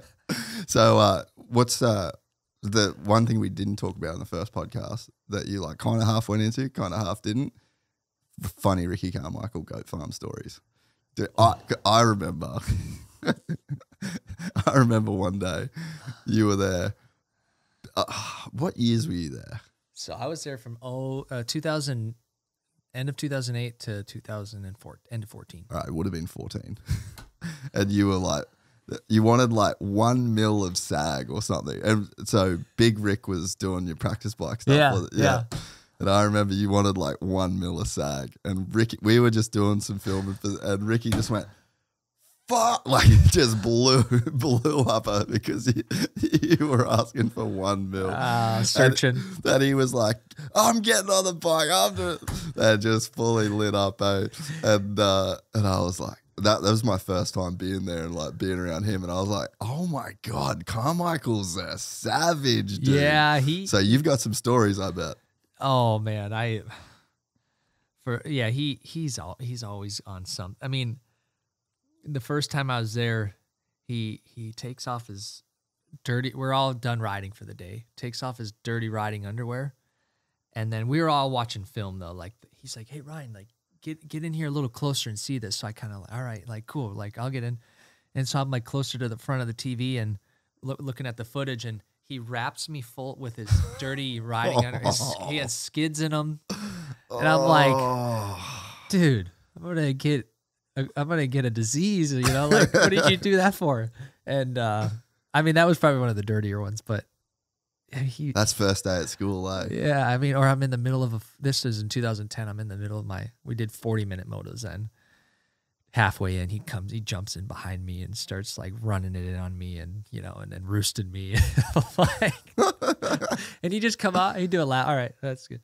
Or like I'd be doing a sprint, and he was pretty good on a bike still at 2010. Like he was really good. And I'd throw like a 157 down and he'd be like a 157.5. And I'm thinking, how are you that close? You barely ride. Like, but he just had to kind of like, you know, this is my territory, you know. Oh man, he's just one of those guys. Like if you're around him for 5 minutes, at a track, you're like, okay, I know why you win. Yeah.